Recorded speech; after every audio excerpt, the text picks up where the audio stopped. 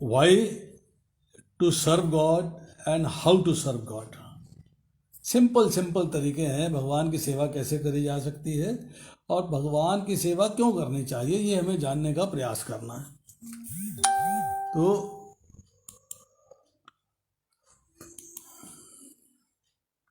अभिराम प्रभु recording कर दीजिएगा, बाद में भेज दीजिएगा मेरे को। हमें भगवान की सेवा क्यों करनी चाहिए, पहली बात तो ये है। और दूसरी बात ये है कि सेवा करने के लिए सरल से सरल उपाय क्या है। कल मैंने लेक्चर दिया था, उसमें एक प्रश्न था मेरठ से। उसने कहा कि हम लोग भौतिक संसार में और आध्यात्मिक संसार में तालमेल कैसे बिठा सकते हैं। हम लोग तो भौतिक प्राणी हैं, भौतिक संसार में और आध्यात्मिक अर्थात भगवान की सेवा में तालमेल कैसे बिठा सकते हैं, इसका ज़रा थोड़ा सा गाइडेंस चाहिए। तो आज हमारी चर्चा सबसे पहले ये होगी कि हमें भगवान की सेवा क्यों करनी चाहिए, वाई शुड वी सर्व। तो मैं इसका आरंभ करता हूँ इस पॉइंट से कि आज हम जिस संसार में रह रहे हैं, हर व्यक्ति को सुख की तलाश है। Everybody needs happiness. हर व्यक्ति जो है सुख चाहता है। सुख की परिभाषा क्या है कि जब परिस्थितियां हमारे शरीर के और इंद्रियों के अनुकूल होती हैं तो हमें सुख की अनुभूति होती है, और जब परिस्थितियां, हालात, सर्कमस्टांसेस हमारे शरीर के, मन के, इंद्रियों के प्रतिकूल होते हैं तो हमें दुख की अनुभूति होती है। सबको चाहिए सुख, और सुख मिलेगा कैसे? भगवान भगवत गीता में कहते हैं, नास्ति बुद्धि युक्तस्य नास्ति युक्तस्य भावना न भावते शांति अशांतस्य कुते सुखम। जो कृष्ण भावनामृत में परमेश्वर से संबंधित नहीं है, उसकी ना तो बुद्धि दिव्य होती है और ना ही मन स्थिर होता है, जिसके बिना शांति की कोई संभावना नहीं है, और शांति के बिना सुख प्राप्त भी कैसे हो सकता है। मीन्स अगर आपको सुख चाहिए तो उसके लिए शांति चाहिए, शांति चाहिए तो बुद्धि का स्थिर होना चाहिए, बुद्धि का स्थिर होना चाहिए तो मन वश में होना चाहिए, और मन को वश में करने के लिए आपको भगवान से अर्थात कृष्ण से, कृष्ण भावनामृत में संबंध स्थापित करना होगा। तब आपको सुख की प्राप्ति होगी, तब आप सुख प्राप्त करेंगे। अब समस्या आती है कि सुख जो है टेम्परेरी चाहिए या परमानेंट चाहिए, और इस संसार में जो सुख है वो टेम्परेरी मिल रहा है कि परमानेंट मिल रहा है, ये बात जाननी। भगवान भगवत गीता में कहते हैं, मात्र स्पर्शा तो कौनतोय शीत उष्ण सुख दुखदा आगम अपायनी अनित्या तांत तिक्षवा भारत। कि ये सुख और दुख सर्दी और गर्मी के आने जाने के समान ही सीमित और क्षणभंगुर हैं। ये इंद्रिय बोध से उत्पन्न होते हैं, अर्थात इंद्रियों का जब इंद्रिय के विषयों से संयोग होता है तब ये सुख या दुख की प्राप्ति होती है। हे अर्जुन, इनसे विचलित हुए बिना रहने का अभ्यास कर। तो सुख की प्राप्ति होती है या दुख की प्राप्ति होती है जब हमारा इंद्रियों का इंद्र विषयों से संबंध बन जाता है, तो हमें या तो सुख मिलता है या दुख मिलता है, दोनों में से एक कंडीशन रहती है। तो कभी सुख आता है और कभी दुख आता है। अब सवाल यह है कि सुख यहाँ पर है या नहीं है और असली सुख है तो कहाँ है, ये बात जाननी है। भगवान जो है दूसरे अध्याय में कहते हैं, कर्मजम बुद्धि युक्ता ही फलम त्यक्त्वा मनीषिणः जन्म बंध विनिर्मुक्ता पदम गच्छन्ति अनामयम। कि इस तरह भगवत भक्ति में लगे रहकर बड़े बड़े मुनि तथा भक्तगण अपने आप को भौतिक संसार में कर्म के फलों से मुक्त कर लेते हैं और जन्म मृत्यु के चक्र से छूट जाते हैं और भगवान के पास आकर उस अवस्था को प्राप्त करते हैं जो समस्त दुखों से परे है। दुखों से परे इसका मतलब है वहां पर सुख है, वहां दुख नहीं है। कहाँ? भगवान का धाम। अनामय पद जो है, जो यहाँ पर चर्चा हुई है, पदम गशंती अनामयम, मतलब उस स्थान को जो कि टेंशन नहीं है, कुंठा नहीं है, दुख नहीं है, टेंशन परेशानी नहीं है, वहाँ कोई किसी किस्म की समस्या नहीं है, वहाँ केवल सुख ही सुख है। तो सुख ही सुख जो है श्लोक में भगवान ने बताया कि केवल मेरे धाम में है। अब सवाल ये है कि वहाँ पर क्यों है, वहाँ पर क्यों है सुख, हमें वहाँ सुख क्यों मिलेगा? तो इसके लिए जो है हम जानने का प्रयास करते हैं। 15वें अध्याय में जाके भगवान कहते हैं ममय वंश है जीव लोके जीव भूत सनातनी, कि जीव मेरा ही भिन्न और सनातन अंश है। ये जीव अर्थात जो आत्मा हमारे अंदर है वो भगवान का ही भिन्न और सनातन अंश है। इसका मतलब है कि हमारा जो ओरिजिनल घर है वो भगवान का घर था, जहाँ से हम इस संसार में आए हैं, जहाँ से हम इस संसार में आए हैं वो धाम जो है भगवान का धाम है, जिसको छोड़कर हम इस संसार में आए हैं, क्योंकि हम अपने तरीके से एंजॉय करना चाहते थे। हम अपने तरीके से एंजॉय करना चाहते थे, इसलिए हम जो है भगवान का धाम छोड़ के इस धाम में आ गए। अब व्यक्ति को सुख जो है अपने घर में मिलता है या पराये घर में मिलता है? तो आंसर यही मिलेगा कि सुख जो है वो अपने घर में मिलता है, पराये घर में नहीं मिलेगा। तो सुख कहाँ होगा? जहाँ से हम आए हैं, अर्थात भगवान के धाम में। तो जो भगवान ने कहा पदम कशंती अनामयम, मतलब आपको सुख जो है मेरे ही धाम में मिलेगा। तो ये बात को हमने निश्चित कर लेना चाहिए कि 100% सुख कहाँ पर है? भगवान के धाम में। क्यों? भगवान खुद स्टेटमेंट देते हैं। भगवान कहते हैं माम उपेत्या पुनर्जन्म दुखालयम अशाश्वतम नाप्नुवंती महात्मना समसिद्धिम परमाम गता, कि मुझे प्राप्त करके महापुरुष जो भक्ति योगी हैं कभी भी दुखों से पूर्ण इस अनित्य जगत में नहीं लौटते, क्योंकि उन्हें परम सिद्धि प्राप्त हो चुकी होती है। मुझे प्राप्त करके, जो मुझे प्राप्त कर लेता है वो साधारण व्यक्ति नहीं हो सकता, महान पुरुष है। महान पुरुष कभी भी दुखों से पूर्ण इस अनित्य जगत में नहीं लौटते। तो भगवान ने इस जगत को कहा दुखाल्यम अशाश्वतम, अर्थात दुखों से पूर्ण है ये जगत। पूर्ण का मतलब होता है 100%, 100%, 99.9 जो है पूर्ण नहीं गिना जाएगा। तो ये संसार जो है दुखों से पूर्ण है। तो यहाँ पर दुख क्या है? दुख है यहाँ पर, अगले श्लोक में भगवान कहते हैं आ ब्रह्म भुवना लोका पुनर्वर्तनो अर्जुना माम उपेत्या तो कौनता है पुनर्जन्म न विद्यते। इस जगत में सर्वोच्च लोक ब्रह्मा जी का, निम्नतम लोक पाताल, सारे के सारे लोग दुखों के घर हैं। और दुख क्या है? जन्म तथा मरण का चक्र। किंतु हे कुंती पुत्र, जो मेरे धाम को प्राप्त कर लेता है फिर कभी जन्म नहीं लेता, अर्थात फिर कभी दुखों से पूर्ण इस संसार में नहीं आता। तो ये भगवान की कुछ स्टेटमेंट्स हैं। भगवान ने कुछ श्लोक जो है अर्जुन को समझाने के लिए कहे हैं। इन श्लोकों से एक निष्कर्ष निकलता है। निष्कर्ष क्या निकलता है? कि इस भौतिक संसार जहां हम रह रहे हैं यहाँ 100% दुख है। यहाँ सुख जो है टेम्पोरेली आता है, टेम्पोरेली चला जाता है, रहता नहीं है। अगर परमानेंट सुख की प्राप्ति करनी है तो केवल भगवान का धाम है, जो हमारा ओरिजिनल घर है, जहां से कि हम आए हैं। अब इसमें एक छोटी सी बात कहते हैं, एक छोटे छोटे प्रश्न हैं। अगर हम जो है दुखों से पूर्ण इस संसार में सुख की तलाश करते हैं तो क्या मिलेगा? क्या हमें सुख की प्राप्ति होगी? क्या हम सुख प्राप्त कर पाएंगे? देखिए, एक छोटी सी कहानी से, छोटी सी एग्जाम्पल से आपको बात समझ में आएगी। एक व्यक्ति की पत्नी ने कहा कि शाम को आओगे तो साड़ी लेते आना, आज मेरा जन्मदिन है। उसने कहा अवश्य, अवश्य लेके आऊँगा। शाम को ऑफिस से, दुकान से, बिजनेस से, जहाँ से भी वो निकला, अपना खूब बन ठन के काला चश्मा लगाए हुए, कान में 2 ईयरफोन लगा रखे, म्यूजिक सुनता हुआ एक दुकान के आगे गाड़ी रोकी, अंदर घुस गया। अब बोला भैया जरा सिल्क की साड़ी दिखाना, डिज़ाइनर साड़ी दिखाना। दुकानदार ने उसको ऊपर से लेके नीचे तक देखा, कहता साहब आपका तबीयत तो ठीक है, आर यू ओके? बोला मुझे क्या हुआ है, एक साड़ी तो मांगी है, गुनाह कर दिया क्या? बोला नहीं साहब, ये टीवी की दुकान है, टीवी की।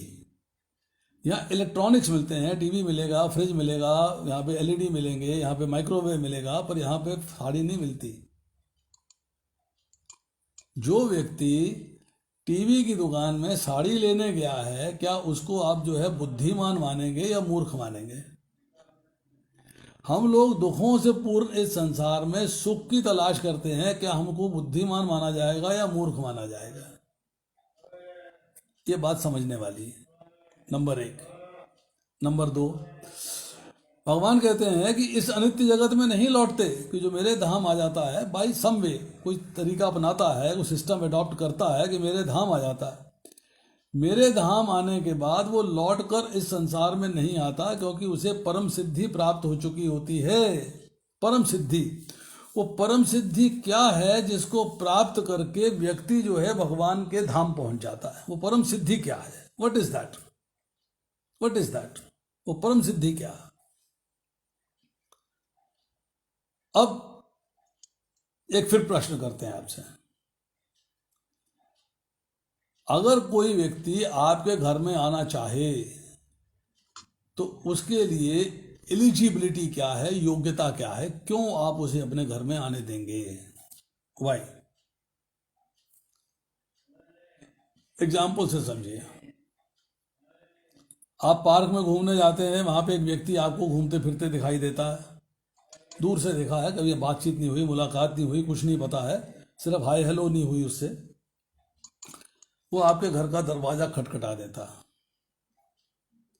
आप दरवाजे पे आते हो, देखते हो, पूछते हो क्या बात है, कैसे आए, और कोशिश करते हो दरवाजे से ही निपट जाए, दरवाजे से ही वापस चला जाए। एक्वेंटेंस है, देखा भाला है, पर जान पहचान नहीं।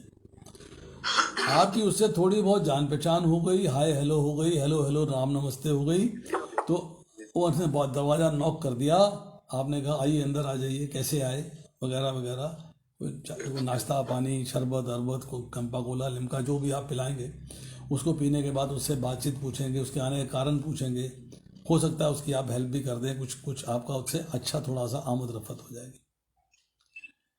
अब एक व्यक्ति ने आपके घर का दरवाज़ा खटखटाया और माता जी जो है किचन में काम कर रही थी, उसने लड़की से कहा, लड़के से कहा, बेटा जाके देखना कौन है बाहर।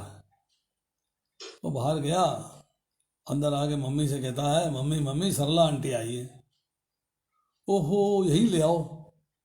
वो ड्राइंग रूम में मिलने नहीं जाएगी, उसके लिए बन ठन के वस्त्र बदल के नहीं जाएगी, वो जो उसने गाउन पहन रखा है, सिंपल कपड़े पहने हुए, उनको लेके वो सीधा जो है सरला आंटी को ले आएगी किचन में ही।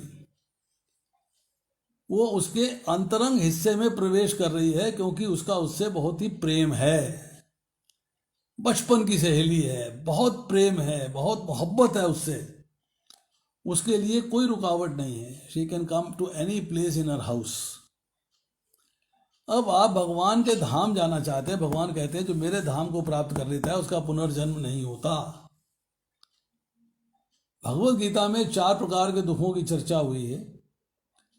जन्म मृत्यु जरा व्याधि दुख दोषानु दर्शनम, जन्म होना, मृत्यु होनी, बुढ़ापा आना और बीमारी आनी, 4 प्रकार के दुख है। इस 4 प्रकार के दुख में से सबसे बड़ा दुख क्या है? जन्म होता है तो मृत्यु होती है, जन्म होता है तो बुढ़ापा आता है, जन्म होता है तो बीमारी होती है। तो सबसे ज़्यादा खतरनाक चीज़ क्या है? जन्म का होना। जन्म का, हालांकि हम एंजॉय करते हैं, अरे पोता हो गया, पोती हो गई, बेटा हो गया, बेटी हो गई, वी एंजॉय इट, पर उस जीव के लिए ये दुखदायी स्थिति है, क्योंकि अब उसे सारे कष्ट भोगने हैं, इस संसार के सारे दुख भोगने हैं। तो भगवान कहते हैं उसका पुनर्जन्म नहीं होता। जो मेरे धाम आ जाता है, जन्म मृत्यु के चक्र से पार हो जाता है, अर्थात वो दुखों से छूट जाता है। तो जो 4 प्रकार के दुखों की चर्चा हुई है, उन दुखों से छुटकारा हो गया। कब हुआ? जब वो लौट कर भगवान के धाम चला गया। अब वो परम सिद्धि क्या है? परम सिद्धि है कि आपका भगवान से प्रेम है। सहेली का प्रेम था तो आपके घर में चली आई, जिससे प्रेम नहीं था घर से बाहर है। आपका किसी से प्रेम है, घर में चला आएगा, जिसका प्रेम नहीं है घर में बाहर ही मिलोगे, उस घर के अंदर नहीं आने दोगे उसको। तो भगवान का अगर आपसे प्रेम नहीं है तो भगवान आपको अपने घर में कैसे आने देंगे, ये बता दीजिए। हाउ विल ही परमिट कि मेरे घर आ जाओ? पट खुले हैं जी, जो मर्जी चला आए, जो मर्जी घुसता चला आए, नहीं होता। भगवान से प्रेम डेवलप करना पड़ेगा। अब एक स्थिति आती है, एक लड़का आया, आंटी आंटी, आंटी बोली हाँ बेटा बोलो, आंटी लड्डू खाओ। तो उसके हाथ में आधा लड्डू था, आधा, पूरा लड्डू नहीं था। उसने कहा आंटी आंटी लड्डू खाओ। बोली बेटा ये लड्डू आधा क्यों है, पूरा लड्डू लेके आता ना, आधा क्यों ले आया। आंटी आंटी मैं तैयार हूं शादी के लिए, लड़की तैयार नहीं है, तो इसलिए आधा खिला रहा हूं, जब लड़की तैयार हो जाएगी तो पूरा खिला दूंगा, अभी आधे में गुजारा करो। अब अपने पे लगा के देखिए आप कि हम कहते हैं भगवान से कि हम आपसे बहुत प्रेम करते हैं, हम आपसे बहुत प्रेम करते हैं, हम आपसे बहुत प्रेम करते हैं। अरे भाई क्या भगवान भी हमसे प्रेम करते हैं? जब तक प्रेम बाइलैटरल नहीं होगा, दो तरफा नहीं होगा, तब तक भगवान अपने धाम में कैसे ले लेंगे आपको? इसका मतलब यह है कि प्रेम जो है बाइलैटरल होना चाहिए, दोनों तरफा होना चाहिए, दो तरफा होना चाहिए। आपके अकेले के एक साइडेड प्रेम से भगवान के धाम जाना मुश्किल है।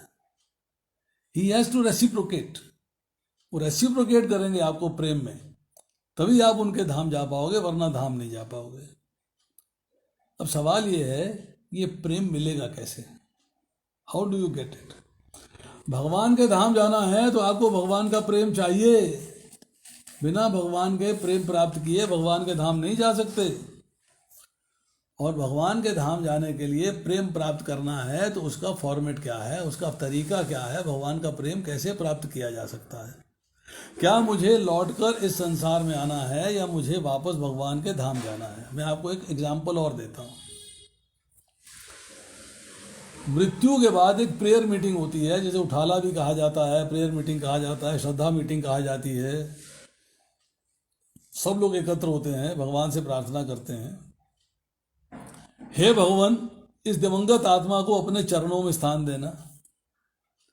आज तक किसी ने ये कहा कि हे भगवान इस दिवंगत आत्मा को, जो मेरे पिता थे या मेरी माता थी या मेरी दादी थी या मेरे दादा थे या नाना थी नानी थी, इनको मेरे पुत्र बन के जन्मा देना या मेरी पुत्री बन के पैदा कर देना? नहीं। अगर वो मृत आत्मा आपके सपने में भी आ जाती है तो माता कहती है बेटा उनकी गति कराओ, उनकी गति नहीं हुई। इसका मतलब है इस भौतिक संसार में लौटकर आप किसी को बुलाते नहीं हो, आप किसी को इनवाइट नहीं करते हो कि मेरे पुत्र बन के जन्म ले लेना।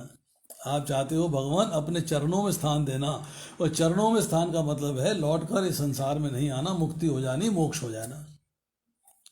अब आपने कहा कि भैया मोक्ष तो तभी होगा जब भगवान से प्रेम होगा, तो उसके बिना तो मोक्ष होने वाला है नहीं।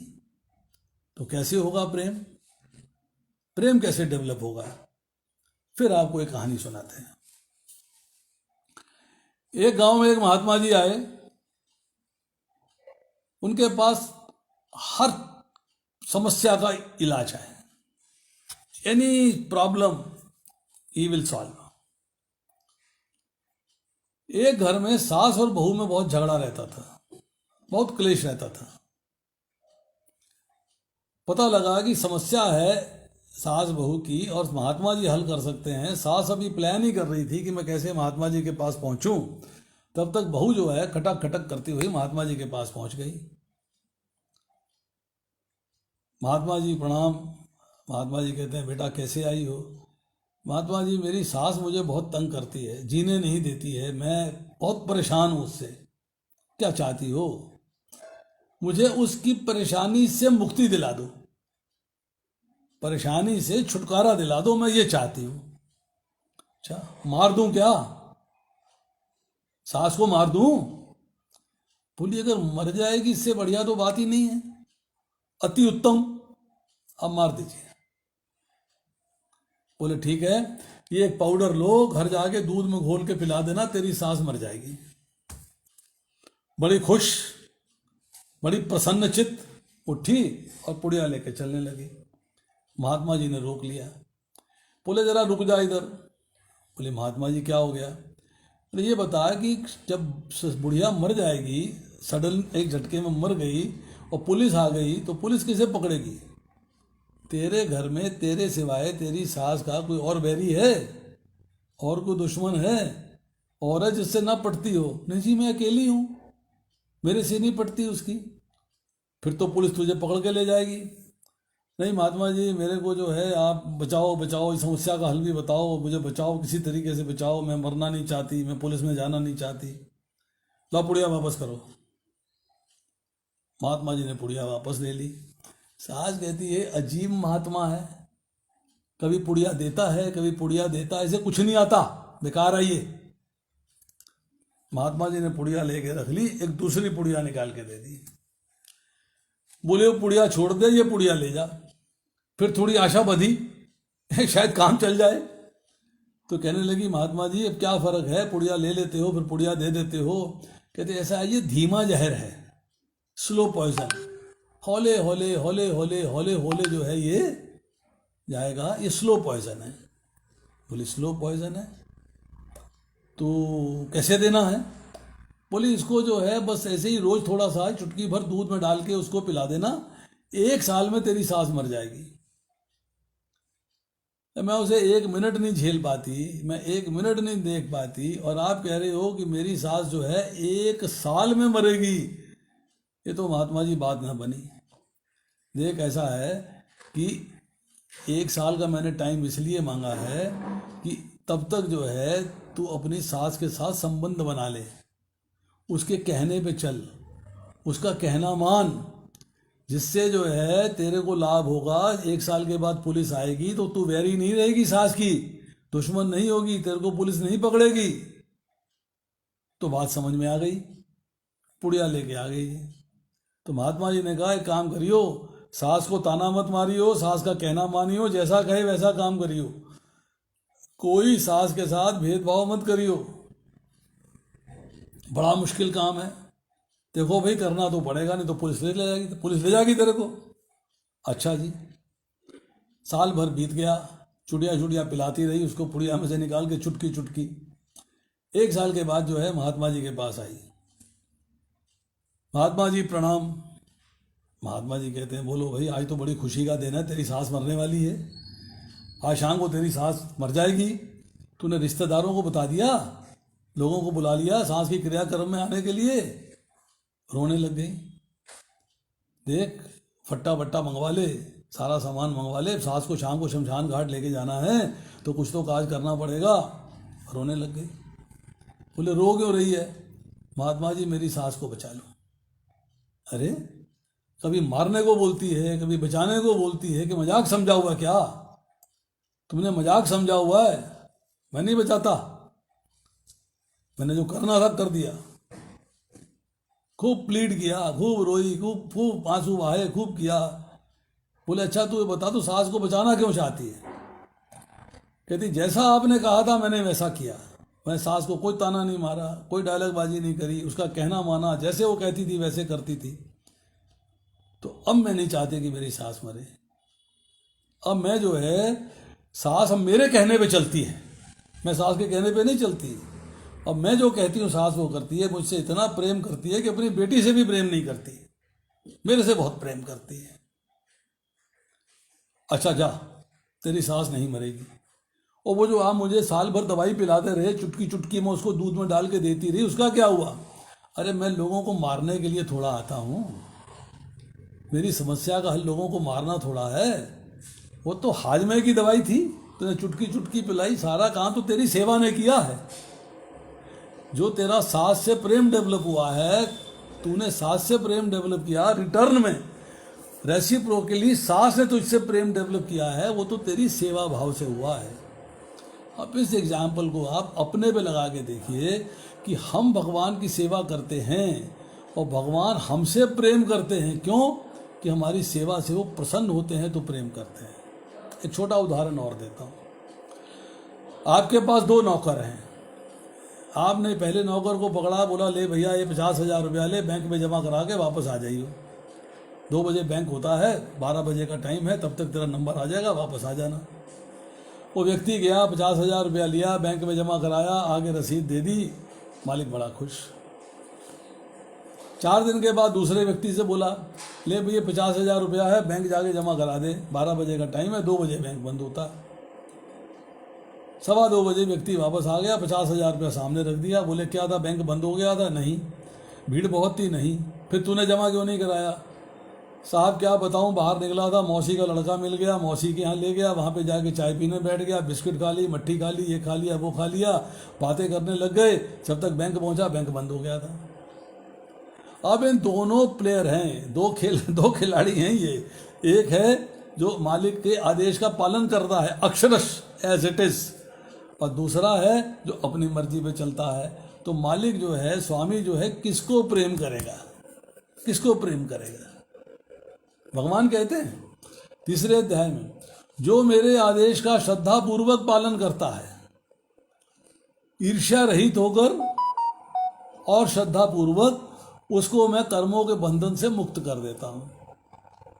तो सारा खेल जो है सुख की प्राप्ति का, भगवान के धाम जाने का, भौतिक संसार के जन्म मृत्यु के चक्र से बाहर निकलने का, बुढ़ापे से, बीमारी से दोबारा मेरे पे ना आए, आध्यात्मिक दुख ना हो, भौतिक दुख ना हो, मानसिक दुख ना हो, ये सारे अधिदैविक दुख ना हो, इन सब से छुटकारा पाने का तरीका क्या है कि व्यक्ति जो है भगवान के धाम चला जाए। और भगवान के धाम जाने का एक ही तरीका है, वो है भगवान की सेवा।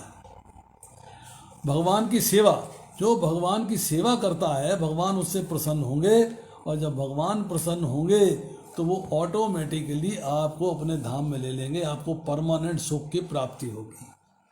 फिर सुनिए एक और बात, आपको एक और बात बताते हैं। एक सेठ जी मृत्यु के निकट पहुंच गए।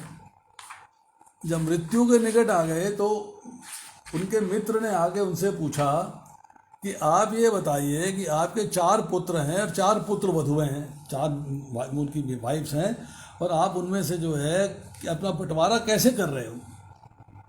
कहते देखो भाई, मेरे पास 400 किलो सोना था, मैंने बांट दिया। मेरे पास 400 करोड़ रुपया था, मैंने सबको बांट दिया। 4 फैक्ट्रियाँ थी, सबको एक एक दे दी। 4 मकान थे, सबको एक एक दे दिया। मैंने किसी के साथ कोई भेदभाव नहीं किया, मैंने सबको बराबरी से दे दिया। इस भौतिक संसार में जो मेरे पास था, मैंने उन सबको बांट दिया। तो उस व्यक्ति ने पूछा, अच्छा चलो एक बात और बताओ, आपको बेटा कौन सा प्यारा लगता है? बोले बेटा नंबर 2। बोले बहू कौन सी प्यारी लगती है? बहू नंबर 3। बोले 2 नंबर की बहू क्यों नहीं प्यारी लगती, या 3 नंबर का बेटा क्यों नहीं प्यारा लगता? तो कहने लगे कि ऐसा है कि जो 2 नंबर का बेटा है ना, मेरे आदेश पे चलता है, जो मैं कहता हूं एज इट इज फॉलो करता है। कोई इफ नहीं, बट नहीं, किंतु नहीं, लेकिन नहीं, परंतु नहीं, कोई दलील नहीं, अपील नहीं, कुछ नहीं। मैंने कही और उसने मानी। बोले 3 नंबर बहू? बोले 3 नंबर बहू जो है बाकी तीनों बहुओं से ज्यादा सेवा करती है, उसकी सेवा से मैं प्रसन्न हूं। तो भगवान कहते हैं, समोहम सर्वभूतेषु नामे द्वेष्यो अस्ति न प्रिय, ये भजंती तु मां भक्त्या मयि तेषु चाप्यहम्। मैं न तो किसी से द्वेष करता हूँ, किसी के साथ पक्षपात करता हूँ, सभी के लिए समभाव हूँ, किंतु जो भी भक्ति पूर्वक मेरी सेवा करता है वह मेरा मित्र है, मुझ में स्थित रहता है, मैं भी उसका मित्र हूँ। भगवान रेसिप्रोकेट करते हैं, मैं भी उसका मित्र हूँ। किसका? जो भक्ति पूर्वक मेरी सेवा करता है। तो भगवान की सेवा इंपॉर्टेंट है भगवान का प्रेम प्राप्त करने के लिए, और भगवान का प्रेम इंपॉर्टेंट है भगवान के धाम जाने के लिए, और भगवान के धाम जाना इंपॉर्टेंट है इस भौतिक संसार के दुखों से, क्लेशों से मुक्ति प्राप्त करने के लिए। तो हमको जो है भगवान की सेवा में लगना चाहिए। चलिए एक लास्ट उदाहरण देता हूं सेवा के अंदर, कि सेवा में क्यों लगना चाहिए। आपके पास शरीर है, आंख उसका अंश है, नाक उसका अंश है, कान उसका अंश है, हाथ उसका अंश है, पैर उसका अंश है। ये सारे के सारी चीजें उस शरीर की सेवा कर रही हैं। आंख, कान शरीर की सेवा करते हैं, जिह्वा शरीर की सेवा करती है, हाथ शरीर की सेवा करते हैं, और पैर भी शरीर की सेवा करते हैं। अगर शरीर को पूर्ण मान लिया जाए, पूर्ण, और ये सारे उसके अंश हैं, तो क्या निष्कर्ष निकला कि जो अंश है वो पूर्ण की सेवा करता है, अर्थात जिसका वो अंश है उसकी सेवा करता है, अर्थात अंश जो है अंशी की सेवा करता है। भगवान ने कहा ममैव वंश है जीवलोके, कि ये जीव मेरा ही सनातन और भिन्न अंश है। क्योंकि जीव जो है भगवान का अंश है, तो as a part of routine भगवान की सेवा करना ही हमारा धर्म होना चाहिए, और कोई धर्म नहीं, और कोई धर्म नहीं। हमारा ड्यूटी, हमारी होनी चाहिए कि हमें भगवान की सेवा करनी है, भगवान की सेवा करनी है। वी हैव टू परफॉर्म सेवा। अब शिवेरे स्वरूप कृष्णेर नित्यदास, शास्त्र में भी कहा है, चैतन्य चरितामृत में कहते हैं कि जीव का जो स्वरूप है भगवान के नित्य दास का है, भगवान के दास का है, भगवान की सेवा करने के लिए ही जन्म हुआ है हमारा। क्यों? कि सेवा करेंगे तो भगवान के धाम जाएंगे, सेवा नहीं करेंगे तो भगवान के धाम नहीं जा सकते। अब आता है अगला प्रश्न। एक शब्द जो है बार बार प्रभुपाद ने यूज किया है भगवत गीता में, असंख्य बार यूज किया है, काउंटिंग मुश्किल है, वो है आत्म साक्षात्कार। तो आत्म साक्षात्कार क्या होता है, इसको जानने का प्रयास करते हैं। व्हाट इज आत्म साक्षात्कार? आत्म मीन्स सेल्फ, साक्षात्कार मीन्स इंटरव्यू। हर व्यक्ति को अपना इंटरव्यू लेना चाहिए। साइंस ऑफ सेल्फ रियलाइजेशन, अपने आप को रियलाइज करना चाहिए, अपना इंटरव्यू लेना चाहिए, आपको आत्म साक्षात्कार का ज्ञान होना चाहिए। तो वो आत्म साक्षात्कार क्या है, इसको जानते हैं। आत्म मीन्स मैं, सेल्फ। तो प्रश्न ये है कि मैं कौन हूं? आत्म साक्षात्कार में पहला प्रश्न आया कि मैं कौन हूं। अब मैं, भगवत गीता में भगवान कहते हैं कि शरीर अलग है और आत्मा अलग है। ये मेरा हाथ है, ये मेरा नाक है, ये मेरा सर है, ये मेरा पैर है, ये मेरा घुटना है, ये मेरा टखना है, मेरी उंगलियां हैं। मेरा टखने की उंगलियां हैं क्या? उंगलियों के टखने हैं क्या? नाक का घुटना है क्या? या घुटने की नाक है क्या? नहीं, मेरी मेरी मेरी। तो मैं कौन हूं? तो इसका मतलब है कि इसमें एक ऐसी चीज है हमारे पास जो कि इस शरीर से अलग है। जब मृत्यु हो जाती है तो एक व्यक्ति की शरीर पड़ा हुआ है, तो रिश्तेदार आते हैं, पुत्र आता है, पत्नी आती है, बेटी आती है, क्या कहते हैं, पिताजी हमें छोड़कर चले गए, मेरे पिताजी का स्वर्गवास हो गया, मेरे पिताजी के प्राण बखेरू उड़ गए। अरे भाई, तेरे पिताजी तो सामने पड़े हुए हैं, ये तो यहीं पड़े हैं, स्वर्गवास कहाँ हुआ? ये तो यहीं पड़े हैं, तुझे छोड़ के कहाँ चले गए?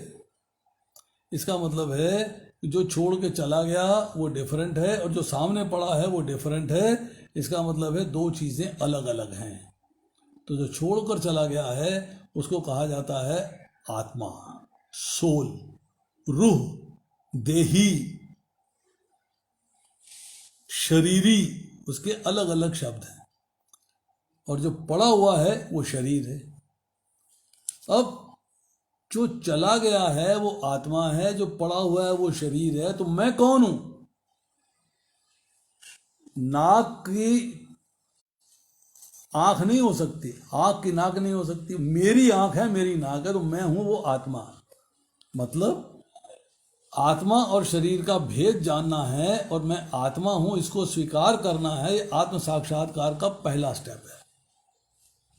स्टेप नंबर 2, पॉइंट नंबर 2, अगर मैं इस शरीर में था, मैंने छोड़ दिया शरीर, या मैं शरीर में हूं एट प्रेजेंट हूं, तो मैं कहां से आया हूं?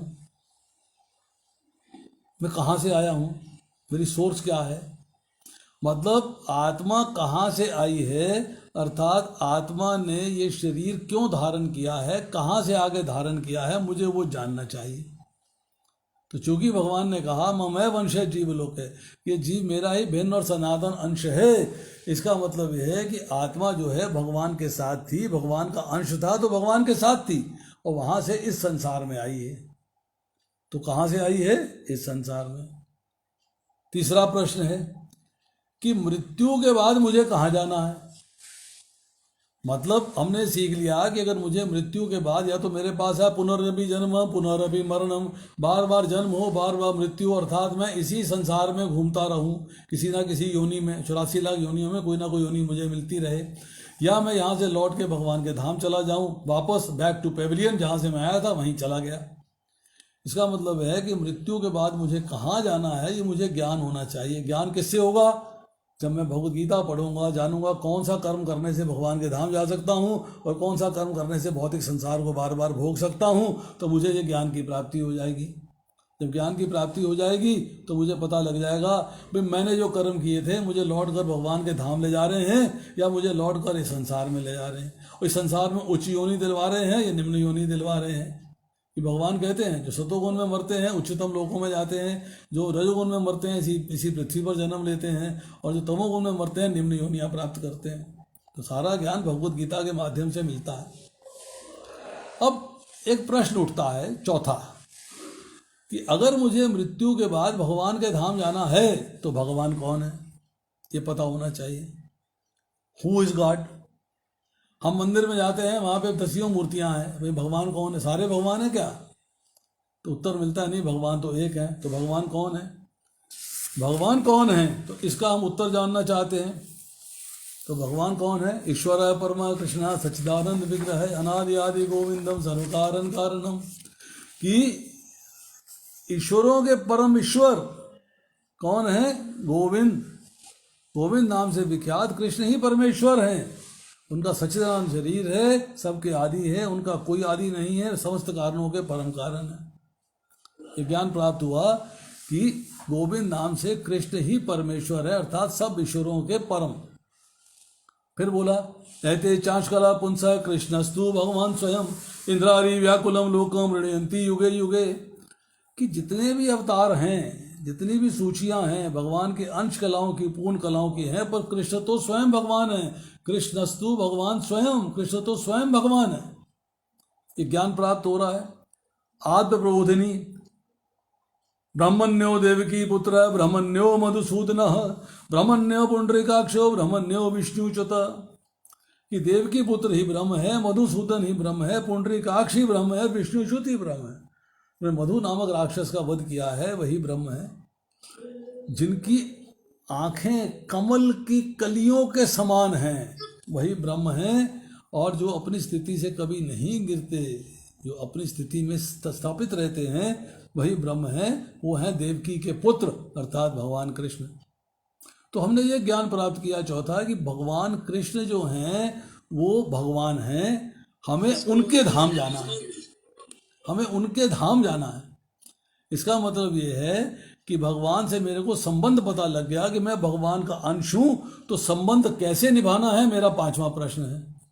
आत्म साक्षात्कार में मेरा 5वां प्रश्न है कि मुझे भगवान के साथ संबंध निभाना कैसे है। अब तक तो मुझे मालूम नहीं था।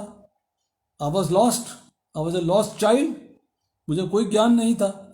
आज मुझे ज्ञान हो गया है, तो मुझे उस ज्ञान के अंदर जो है इस ज्ञान की प्राप्ति करनी है कि भाई भगवान के धाम जाने के लिए मुझे उस संबंध को कैसे निभाना है, अर्थात मैं भगवान के साथ अपना रिलेशनशिप कैसे मेंटेन करूं।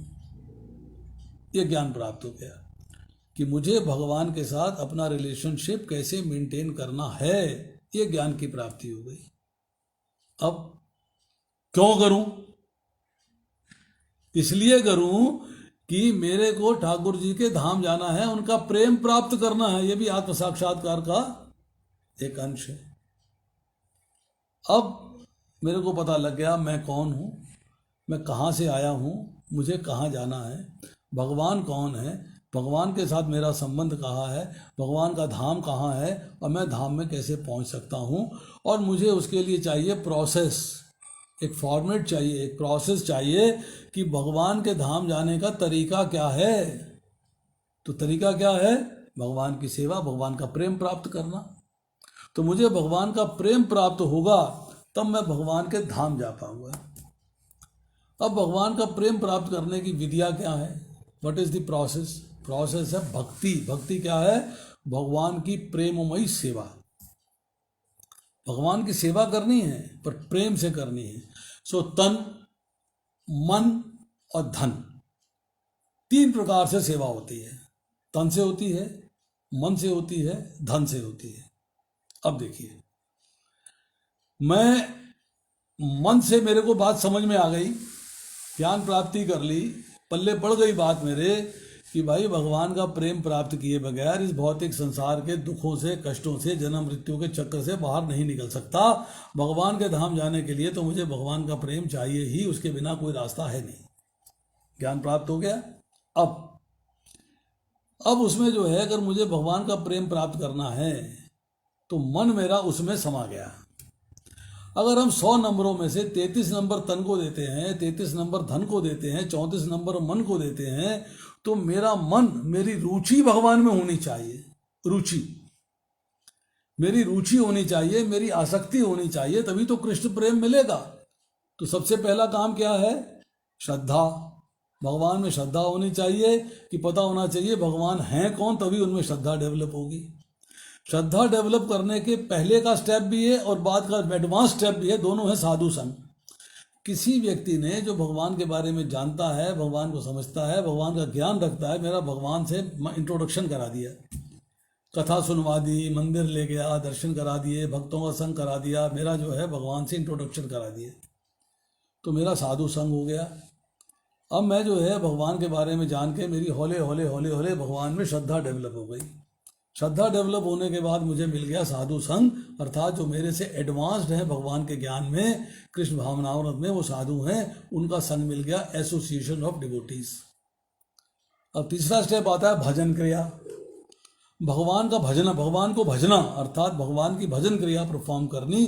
श्रवणम कीर्तनम विष्णु स्मरणम पाद सेवनम अर्चनम वंदनम दास्यम साख्यात्म निवेदनम।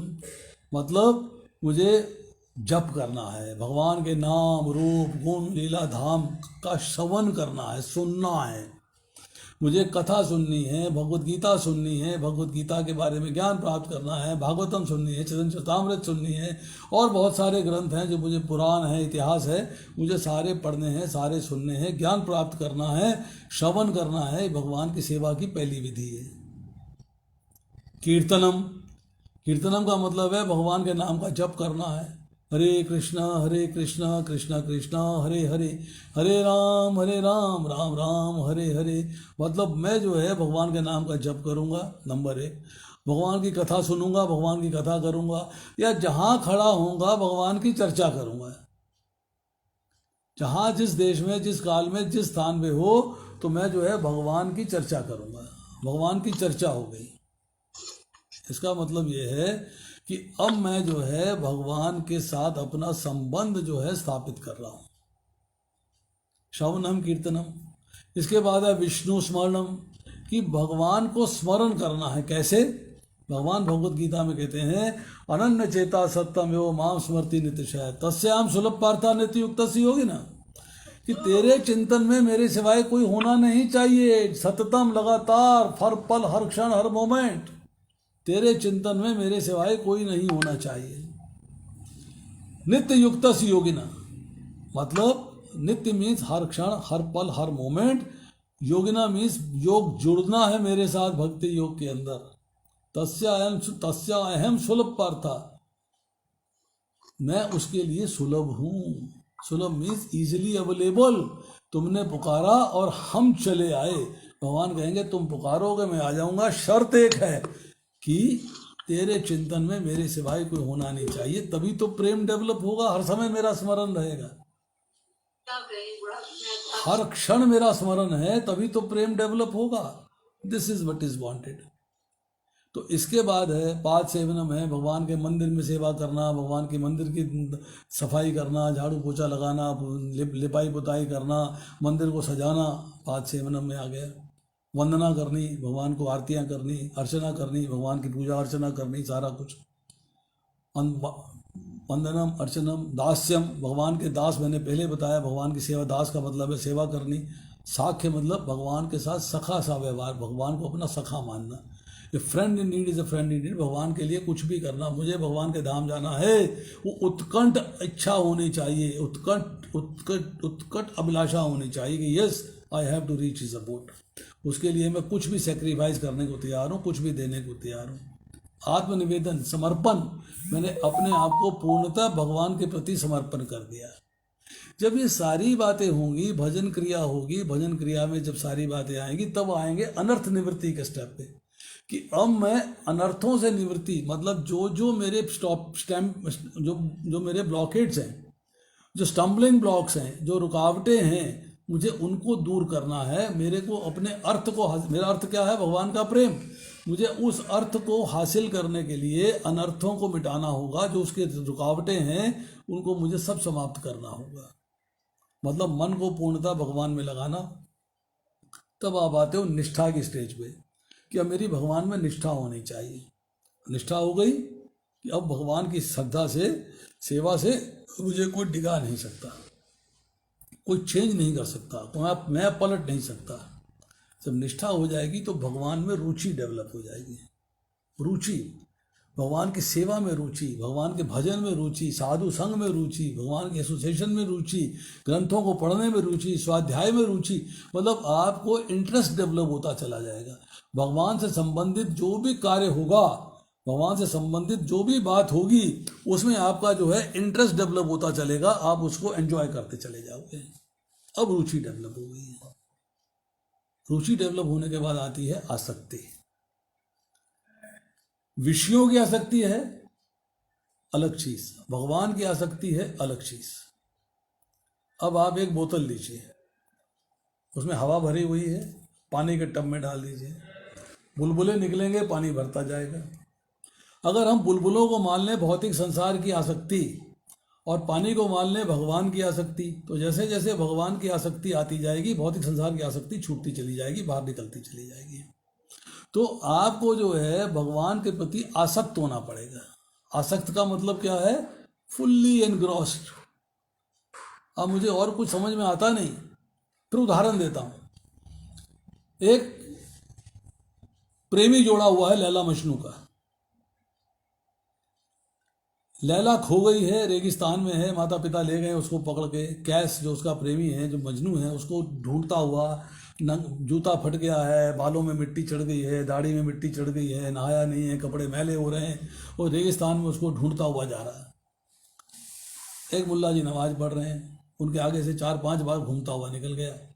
मुल्ला जी ने नमाज खत्म करी, उसको पकड़ लिया। बोले भाई तू मेरे को डिस्टर्ब क्यों कर रहा है? मैं खुदा की इबादत में था, मैं मेडिटेशन में था, तूने मेरे को डिस्टर्ब कर दिया। तुझे क्यों मेरे को डिस्टर्ब किया? तेरे को समझ में नहीं आ रही बात?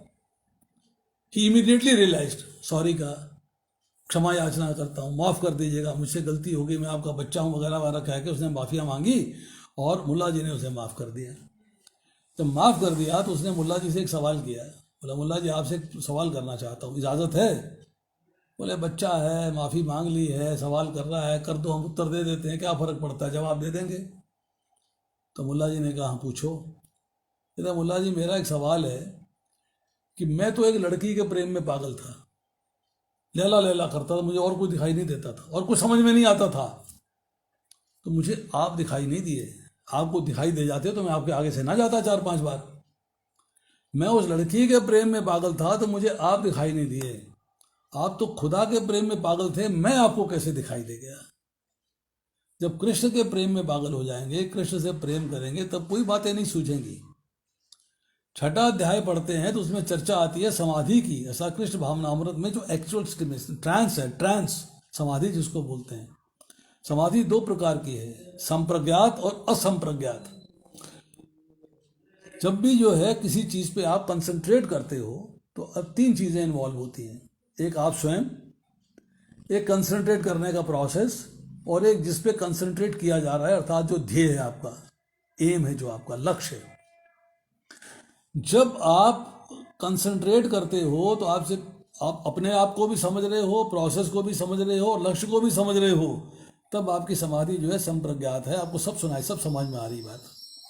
पर जब आप अपने को भूल जाते हो, उस प्रोसेस को भूल जाते हो, केवल लक्ष्य याद रहता है, तब है आप असंप्रज्ञात समाधि में। तब आपको समाधि, एक्चुअल समाधि आई है।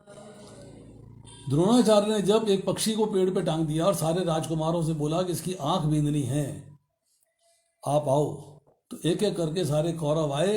पूछा क्या दिखाई दे रहा है? आसमान दिखाई दे रहा है, बादल दिखाई दे रहे हैं, सूर्य दिखाई दे रहा है, ये दिखाई दे रहा है, पेड़ दिखाई दे रहा है, जंगल दिखाई दे रहा है, शेर दौड़ता दिखाई दे रहा है, हिरन दिखाई दे रहे हैं, सियार दिखाई दे, सब आसपास आप दिखाई दे रहे हो, पांडव दिखाई दे रहे हैं, कौरव भाई दिखाई, मतलब सब बारी बारी से वो फिल्टर होते होते जब अल्टीमेटली अर्जुन पे आए, अर्जुन से पूछा, अर्जुन तुम्हें क्या दिखाई दे रहा है? कहता है चिड़िया की आंख, और कुछ नहीं दिख रहा मुझे, बस तीर छोड़ा और वो मर गया। मतलब वो स्टेट आना चाहिए आसक्ति का, कि आपकी आसक्ति किस में है। आसक्ति जब भगवान में हो जाएगी तब आप में भाव आएगा, और जब भाव आएगा तो प्रेम आएगा, तब कृष्ण प्रेम होगा। अर्थात आपका मन जो है वो टोटली भगवान के प्रति एनग्रॉस्ड होना चाहिए, उसमें लग जाना चाहिए। अब आती है बात तन की।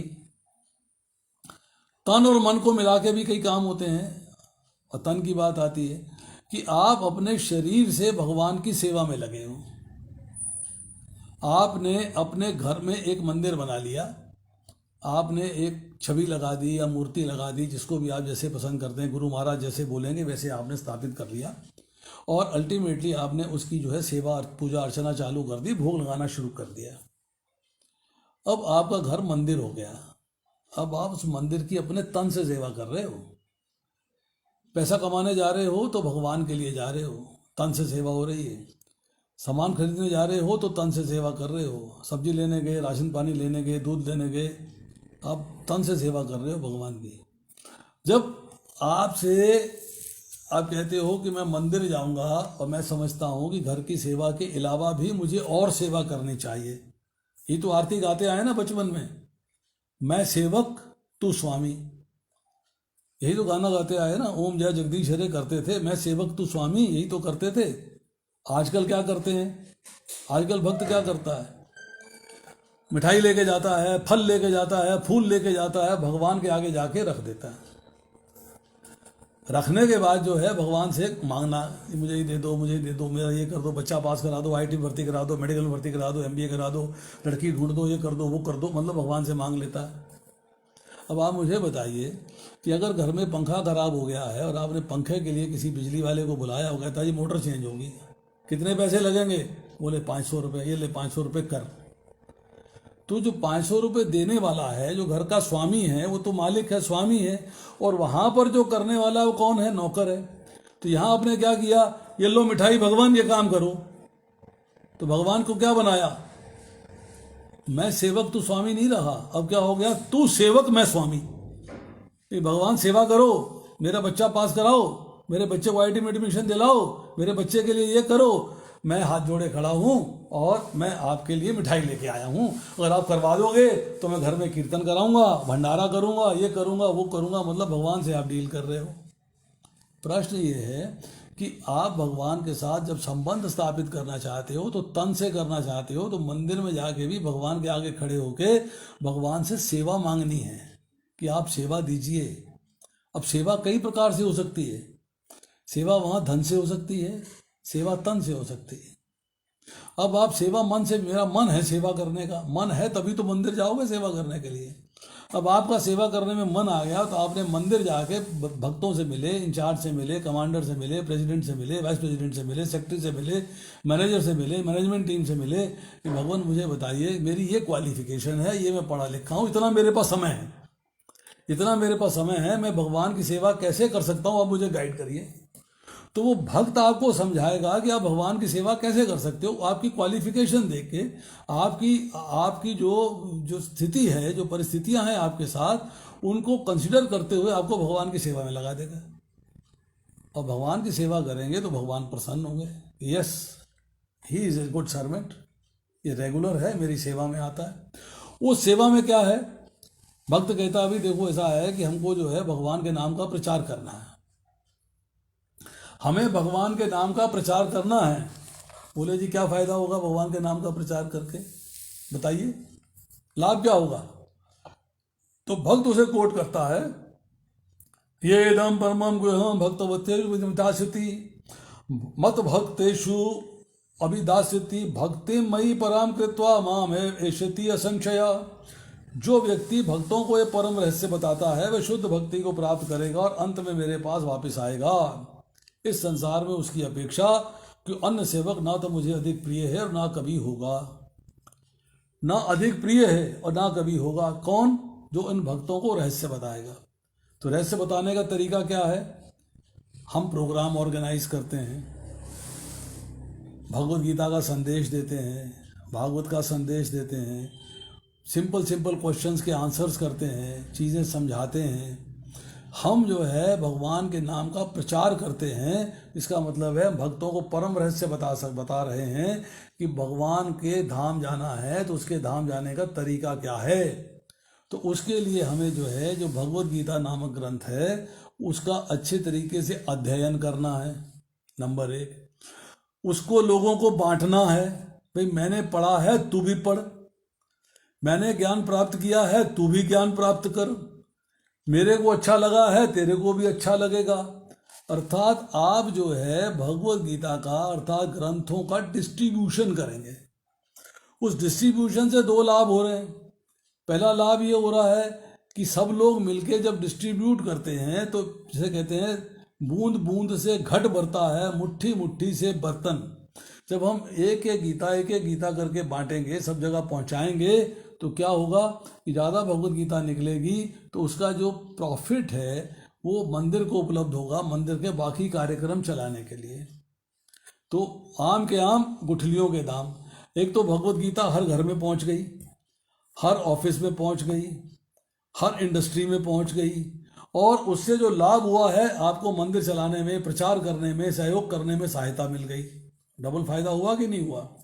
इसीलिए जो है हमारे जो वैष्णव हैं, जो हमारे सीनियर्स हैं, उन्होंने एक बुक मैराथन मंथ, प्रभुपाद कहते थे कि मेरा जीवन का लक्ष्य है कि मेरी किताबें बांटिए, छापिए और बांटिए। If you love me print my books and distribute. मेरी किताबों को छापिए और बांटिए, ये प्रभुपाद का निष्कर्ष था। प्रभुपाद लीलामृत पढ़ेंगे तो उसके अंदर जो है जगह जगह चर्चा आती है। प्रभुपाद ने बुक डिस्ट्रीब्यूशन को बहुत बड़ा महत्व दिया है कि उससे प्रचार हो रहा है, आप लोगों के घर तक भगवत गीता पहुंचा रहे हो, आप लोगों के घर में भगवत गीता का संदेश पहुंचा रहे हो, और आपको भी बेनिफिट हो रहा है कि मंदिर के लिए धन आ रहा है, उनको बेनिफिट हो रहा है, उन्हें ज्ञान की प्राप्ति हो रही है। अब देखिए क्या होता है। मैं एज ए डॉक्टर अपना एक्सपीरियंस बताता हूँ बुक डिस्ट्रीब्यूशन का। मैं कहीं जाके बुक डिस्ट्रीब्यूट नहीं कर पाया, मेरी लिमिटेशंस रही हैं मेरे काम की वजह से, मेरे जॉब की वजह से। परंतु जो मेरे कस्टमर्स थे, जो मेरे पेशेंट्स थे, उनको मैं बुक डिस्ट्रीब्यूशन करता था। लो भैया भगवत गीता पढ़ो। किसी का डिलीवरी हुआ है मेरे यहाँ पर, उसको जाति बार एक भगवत गीता दे दिया। इंग्लिश पढ़ने वाला है इंग्लिश का दे दिया, हिंदी वाला है हिंदी का दे दिया, दोनों पढ़ने वाला है दोनों दे दी। इसके अलावा जो है किसी का घर में बर्थडे है, किसी की एनिवर्सरी है, मैरिज एनिवर्सरी है, किसी की शादी है, तो मैंने जो है एक भगवत गीता और एक छोटा लेमिनेशन या बड़ा लेमिनेशन स्थिति के अनुसार, फंक्शन के अनुसार उसके घर में गिफ्ट करके आया। एंड टू योर सरप्राइज मैं आपको एक पर्सनल एक्सपीरियंस और बता रहा हूँ। 3 साल पहले मैंने बेटे की शादी करी, तो मैंने जिनको भी इनविटेशन कार्ड दिया मैं साथ में भगवत गीता दे के आया, रैप करके अच्छे तरीके से। उसके ऊपर एक स्टिकर लगाया मैंने, स्टिकर प्रिंट कराए थे, भगवान की फोटो थी और साथ में विद बेस्ट कॉम्प्लीमेंट्स लेके भगवत गीता दे के आया। जब मैं पहली भगवत गीता लेके लड़की वालों के यहाँ पहुँचा तो उनके फादर, बिटिया के फादर कहने लगे ये तो आप बहुत अच्छा काम कर रहे हो, हमको भी भगवत गीता चाहिए, 4 पेटियाँ हमको भी पहुँचवाओ।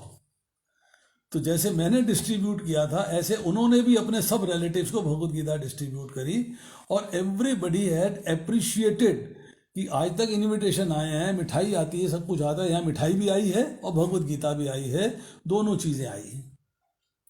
उसके बाद हमारे घर में जो फंक्शन हुए हैं उसमें जो भी लोग आए हैं फंक्शन के अंदर, उनको जाती बार मैंने फिर भगवत गीता दी। आप दे तो आए थे, मैंने कहा वो मैंने पति के लिए दी थी, ये पत्नी के लिए दे रहा हूँ।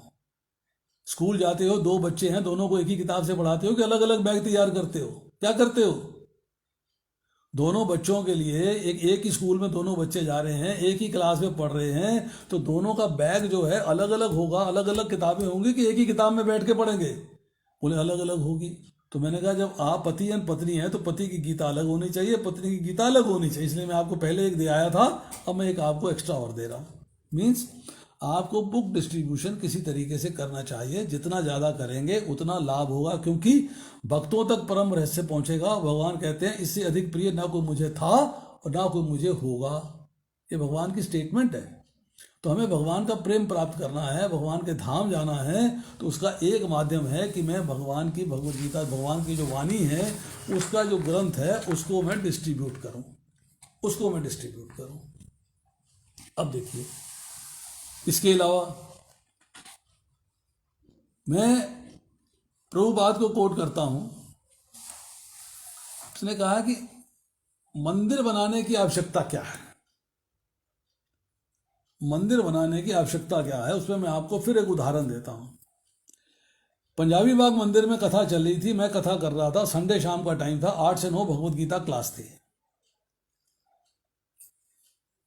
एक फैमिली आई, क्योंकि हॉल में कथा होती है तो पता लग जाता कौन आ रहा और कौन जा रहा, आपके सामने से निकल के जा रहे हैं।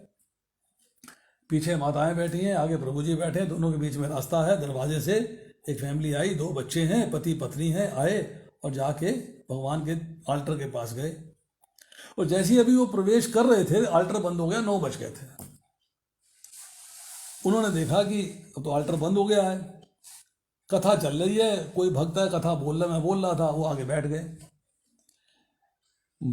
तो 9:30 बजे मैंने कथा समाप्त करी तो मेरे पास आए, कहने लगे जी हम तो पहली बार मंदिर में आए हैं, मंदिर के आगे से तो हम रोज निकलते हैं, सुबह शाम बीच में भी निकलते हैं, बहुत निकलते हैं, पर मंदिर में कभी आए नहीं थे। आज बच्चों ने कहा पापा पापा मेरा फ्रेंड कह रहा था कि वहां के ना भगवान बड़े सुंदर हैं, ठाकुर जी की जो छवि है, भगवान जो है बड़े सुंदर हैं, तो हम आए वो सुंदर भगवान को देखने चलते हैं।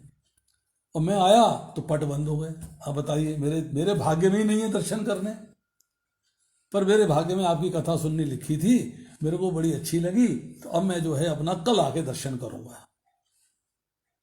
तो वो जो मंदिर है, मंदिर इज नॉट ए, मंदिर की भगवान की मूर्ति वहां लगी बस, मंदिर इज ए एजुकेशनल इंस्टीट्यूशन।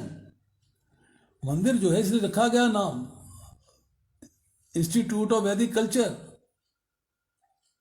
भक्ति वेदांता इंस्टीट्यूट ऑफ वैदिक कल्चर, ऐसे ऐसे नाम रखे हैं। तो जितने भी हमारे टेम्पल्स हैं, टेम्पल्स के अंदर भगवान की छवि जो है इतनी सुंदर है, उनकी जो डेटीज हैं इतनी सुंदर हैं, उनका श्रृंगार इतना सुंदर है कि लोग देख के अट्रैक्ट हो जाते हैं, इसीलिए मंदिर बनते हैं। और उसके अंदर जो है ये नहीं है कि आप आए दर्शन करके चले गए, आरती करने का स्टाइल देखेंगे तो आपको लगेगा जो हमारे आम मंदिर है उनसे आरती करने का स्टाइल, यही मुझे अट्रैक्ट किया था। जब मैं 1985 में वृंदावन गया तो मेरे को जो है, मेरे बहुत सारे प्रश्न थे, मुझे उसके उत्तर मिले, वो अलग बात है, परंतु सवेरे जब मुझे मंगल आरती में इन्वाइट किया गया और मंगल आरती में गया तो वहाँ जाके मैंने देखा ये तो भैया आरती बिल्कुल अलग तरीके से हो रही है, क्या कमाल की आरती हो रही है भाई। और 250-300 के आसपास जो है वो भगवे कपड़े वाले, चुटिया रखे हुए, गंजा सिर लिए हुए, लाठियाँ पकड़े हुए, दंड पकड़े हुए और नाचे जा रहे हैं। मैंने भैया या तो ये पागल है या हम पागल हैं, या तो ये पागल है या हम पागल हैं। तो बात समझ में आई कि भैया पागल हम ही हैं जो हम इस मामले में अभी तक नहीं आए, तो एकदम अट्रैक्शन हो गया। तो टेम्पल इज ए अट्रैक्शन, इसलिए मंदिर का बनना बड़ा आवश्यक है। अब ये आप जानते हैं कि मंदिर बनता है तो उसके लिए धन चाहिए, मंदिर में अगरबत्ती भी जलती है तो धन चाहिए, भगवान को भोग लगता है तो भी धन चाहिए, भक्तों के लिए प्रसाद बनता है, भगवान को भोग लग के प्रसाद ग्रहण करते हैं तो उसके लिए भी उनको जो है धन चाहिए। तो इसका मतलब ये है कि धन जो है वो असेंशियल है। इसीलिए हम लोग जो हैं, जो गृहस्थ हैं, उनकी जिम्मेदारी बनती है कि ब्रह्मचारियों के लिए, वानप्रस्थ के लिए, सन्यासियों के लिए धन की व्यवस्था करनी, शास्त्र में लिखा है। और मंदिर में भगवान की सेवा के लिए धन की व्यवस्था करनी शास्त्र में लिखा है। तो प्रभुपाद लिखते हैं शास्त्र के माध्यम से कम अपनी इनकम का 50% हमको मंदिर में दान देना चाहिए, प्रचार में सहयोग करना चाहिए।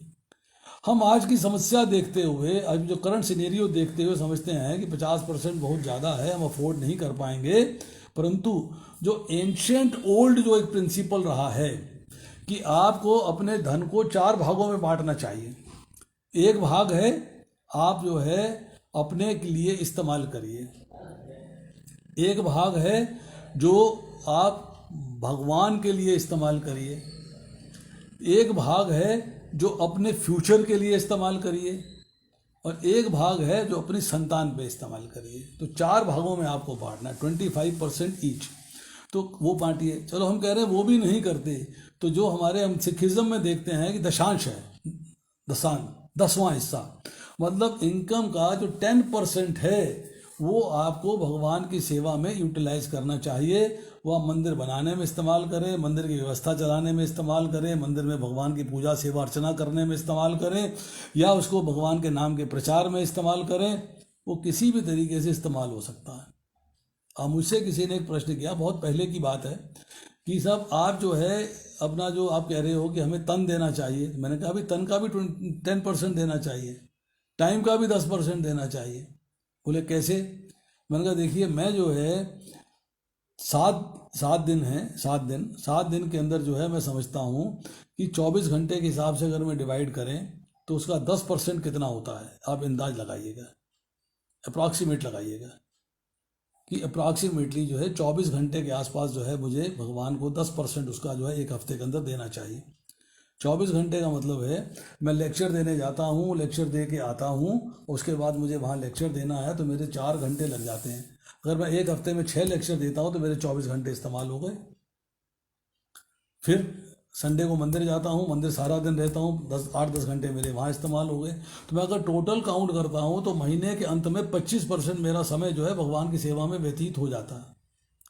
इसी तरह प्रचार करने जाता हूँ, गाड़ी में पेट्रोल भरता हूँ, गाड़ी की रिपेयर है, मेंटेनेंस है, मंदिर में दान देता हूँ, मंदिर में भक्तों चलाने में सहायता करता हूँ, प्रोग्राम चलाने में सहायता करता हूँ, तो मेरा उसमें जो धन इस लक्ष्मी इस्तेमाल होती है, मेरा 25% या 20% या 10% में उसमें इस्तेमाल कर देता हूँ। तो ये हर एक को जो है देखना चाहिए कि भाई अगर हम भगवान से प्रेम करते हैं तो भगवान के लिए क्या कर रहे हैं। हम लोगों क्या है, मैं भगवान आपसे बड़ा प्रेम करता हूँ, आप मेरे लिए क्या कर रहे हो, आप मेरे लिए क्या कर रहे हो, आप ये बता दीजिए। मद्याजी माम नमस्कुरु, मन मना भव मद भक्तो मद्याजी माम नमस्कुरु।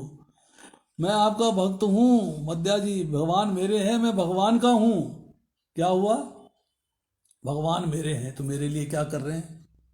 नहीं, मैं भगवान का हूँ, मैं भगवान के लिए क्या करूँ, ये लक्ष्य होना चाहिए। तो एज ए रूटीन हमको तन से, मन से और धन से भगवान की सेवा में लगना है, प्रचार कार्य करने हैं, प्रोग्राम चलाने हैं, गली गली मोहल्ले मोहल्ले, in every town and village हमारे कार्यक्रम होने चाहिए। हमें भगवान की सेवा में मन से लगना है। यार आज मन बड़ा उदास। बोले क्यों उदास है? यार आज मैं फंस गया, भगवान की सेवा के लिए नहीं जा पाया, बड़ा कष्ट हो रहा है, बड़ा मन दुखी है। ये भाव होना चाहिए कि मैं आज किसी वजह से, किसी कारणवश जो है भगवान के नहीं जा पाया, मेरे को इस बात का कष्ट है। अब देखिए, एक प्रभुपाद का कोट और सुनाता हूं।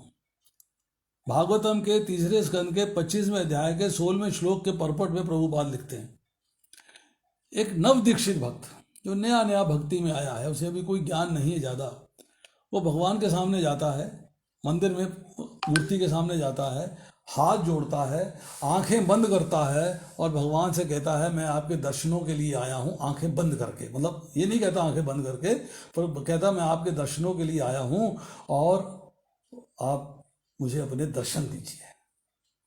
भगवान कहते हैं भाई मैं तो तेरे सामने खड़ा हूँ, आंखें तो खोल। मतलब वो उस मूर्ति को भगवान नहीं मानता, भगवान का आवाहन किया हुआ है, भगवान को रोज श्रृंगार हो रहा है, भगवान के वस्त्र चेंज हो रहे हैं, भगवान को भोग लग रहा है 8 बार, वो भगवान नहीं मानता उनको, कहता हे भगवान अपने दर्शन दीजिए। और एक एडवांस डिवोटी जो कि एडवांस हो चुका है, वो भगवान के दर्शन करने के लिए जाता है तो आंखें फाड़ फाड़ के भगवान को देखता है, यूं खुली आंख करके, यूं फाड़ता आंखें कि भगवान के बढ़िया तरीके से दर्शन हो जाए, पैर से लेके सर तक दर्शन करता सिस्टम से, और उसके बाद भगवान से प्रार्थना करता है खुली आंखों से, हे भगवान आपने अपने दर्शन दे के मुझे कृतार्थ कर दिया, अब मुझे अपनी सेवा में लगाकर भी कृतार्थ कर दीजिए, अब मुझे अपनी सेवा में लगा लीजिए। तो भगवान की सेवा में लगना चाहिए, क्योंकि सेवा से ही धाम जाने का मार्ग बनेगा। सेवा कैसे करनी चाहिए? तन से, मन से और धन से। तन से सेवा करनी है, मन से सेवा करनी है और धन से सेवा करनी है। तो आपको हर रास्ते से जो है भगवान की सेवा में लगना है। तो आज इतना ही कहेंगे कि सब भक्तों से प्रार्थना है, जितने भी लोग हैं अपने तन से, मन से और धन से भगवान की सेवा करें। अब अगर किसी का कोई प्रश्न है, कोई सवाल है किसी का, तो वो पूछ सकता है, इज मोस्ट वेलकम। फेसबुक वाले भी लिख के पूछ सकते हैं सवाल, किसी का प्रश्न है तो लिख दें। हरे कृष्ण प्रभु जी। यस माता जी बोलिए। प्रणाम प्रभु जी। प्रभु जी, जैसे हम ठीक है, हम माता कृष्णा के हम का है इसलिए हम तो प्रभु जी, तो हमारा धाम कृष्णा, हमारा घर कृष्णा का धाम है, तो प्रभु जी फर्स्ट प्लेस कृष्णा ने यहाँ भेजा क्यों? हम भक्त जी से इसलिए आपने हमें भेजा यहाँ पे। ये आप दोबारा कहिएगा, कुछ शब्द आपके क्लियर नहीं है। प्रभु जी, हम धरती पर इसमें यहाँ धरती पे आए क्यों? हमारा का धाम कृष्णा का वो है, हमारा घर कृष्णा का धाम है। हम भक्त जी से, फॉलन सोल से, इसलिए हमें भेजा गया तो give us a chance to revive our consciousness and get into Krishna's love. आपका प्रश्न ये है कि हम जो है इस भौतिक संसार में आए क्यों हैं? जी जी प्रभु जी। यही सवाल है ना? जी जी जी प्रभु जी। Question is why did I come to this material world? जी जी जी। ठीक है, सुनिए। सवाल ये है कि as a part and parcel of Krishna, मेरे पास एक चीज ऐसी है जो भगवान के पास भी है, वो है फ्री विल। भगवान ने कहा है कि मैं आपको फ्री विल दे रहा हूं, स्वतंत्र इच्छा दे रहा हूं, जैसा चाहो वैसा करो। भगवान ने भगवत गीता के 18वें अध्याय के 63वें श्लोक में अर्जुन को ज्ञान देने के बाद ये बोला, यत् इच्छेसी तथा कुरु, जैसे तेरी इच्छा हो तू वैसा कर। अब जो आध्यात्मिक संसार है, जो भगवान का धाम है, वहां पर जो भगवान की फ्री विल है वो हमें कंट्रोल करती है। We are controlled by that. Number Bhagavad Gita ji उस श्लोक में भगवान ने ये बोला, वो हमें कंट्रोल करती है। हमारी जो फ्री विल है वहां पर होनी चाहिए टू लव कृष्णा, भगवान से प्रेम करना, वो हमारी फ्री विल होनी चाहिए। बट होता क्या है कि हमारे पास जो है फ्री विल जो है, जो मटेरियल वर्ल्ड के अंदर है, वो कंट्रोल होती है भौतिक गुणों के द्वारा। सतोगुण, रजोगुण, तमोगुण कंट्रोल कर लेते हैं हम पे। पर चॉइस है जीवा के लिए। चॉइस क्या है?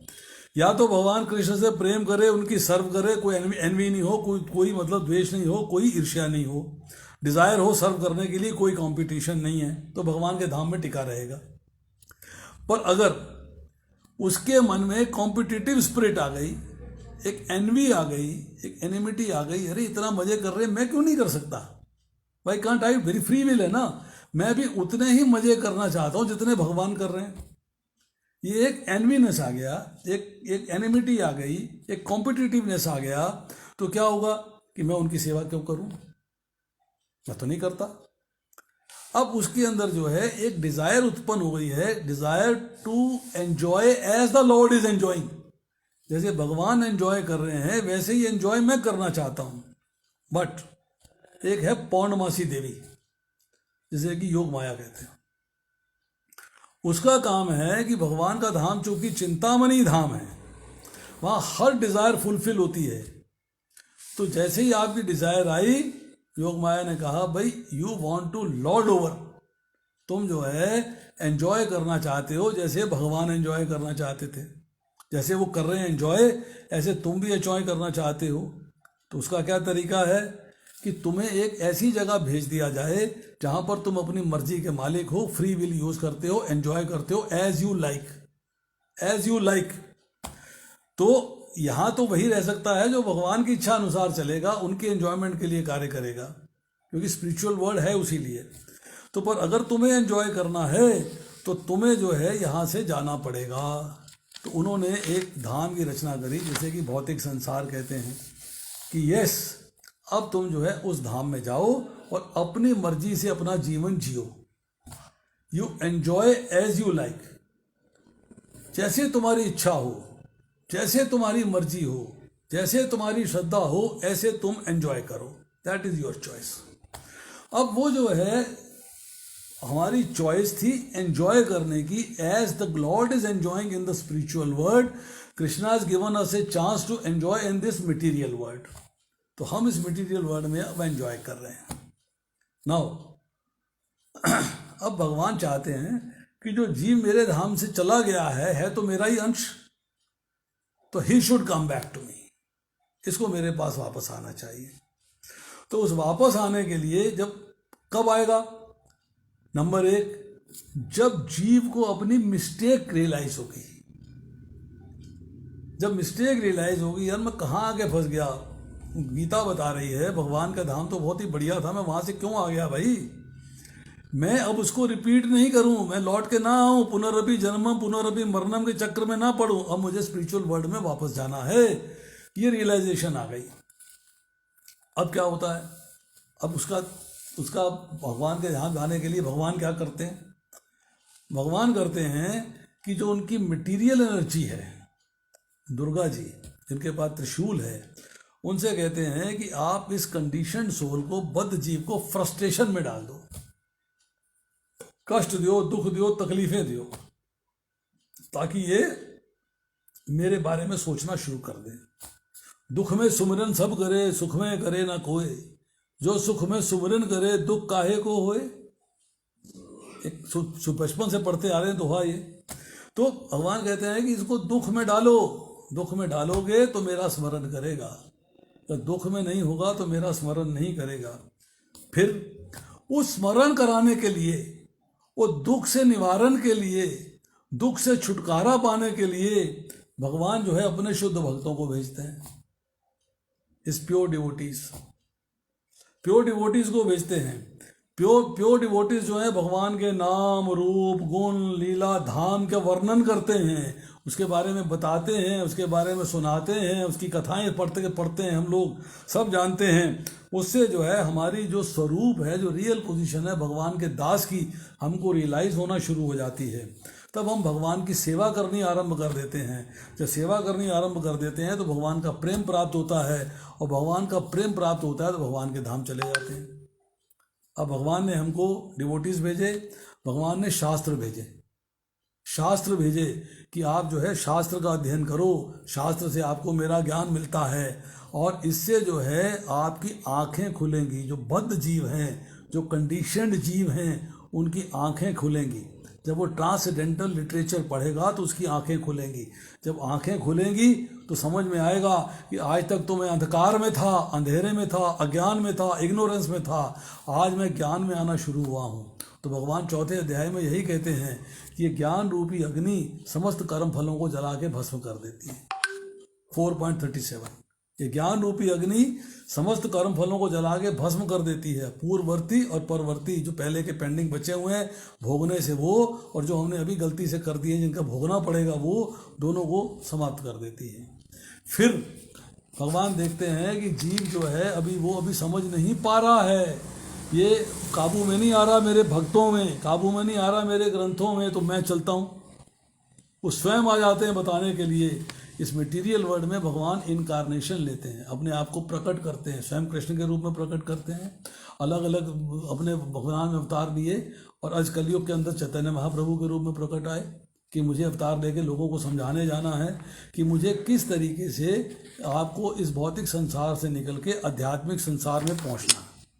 तो अब जो है भगवान कहते हैं कि मैं तो सच्चिदानंद हूँ, और आप मेरे पार्ट एंड पार्सल हो, सत हो, आपको ज्ञान है, आप चित हो, आपको आनंद है, परंतु सूक्ष्म मात्रा में है, वेरी लिमिटेड।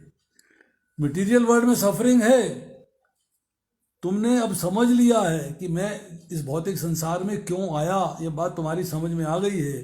तो आत्मा जो है पार्ट एंड पार्सल है कृष्णा का, बहुत माइन्यूट फ्रेगमेंट है, एंड सोल के पास नॉलेज तो पूरी है परंतु सूक्ष्म है, पूरी नहीं है।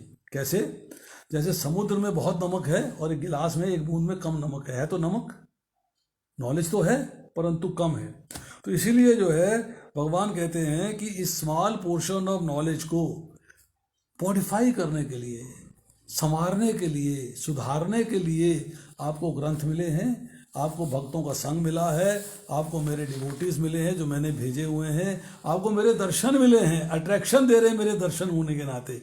आप उन सब में उनकी सेवा में लगिए, और आप जो है लौट कर मेरे धाम आ जाइए, क्योंकि मेरे धाम में लौट कर आना ही आपके जीवन का लक्ष्य है। और पूछो शीतल माता जी, क्या पूछती हो? Anybody else?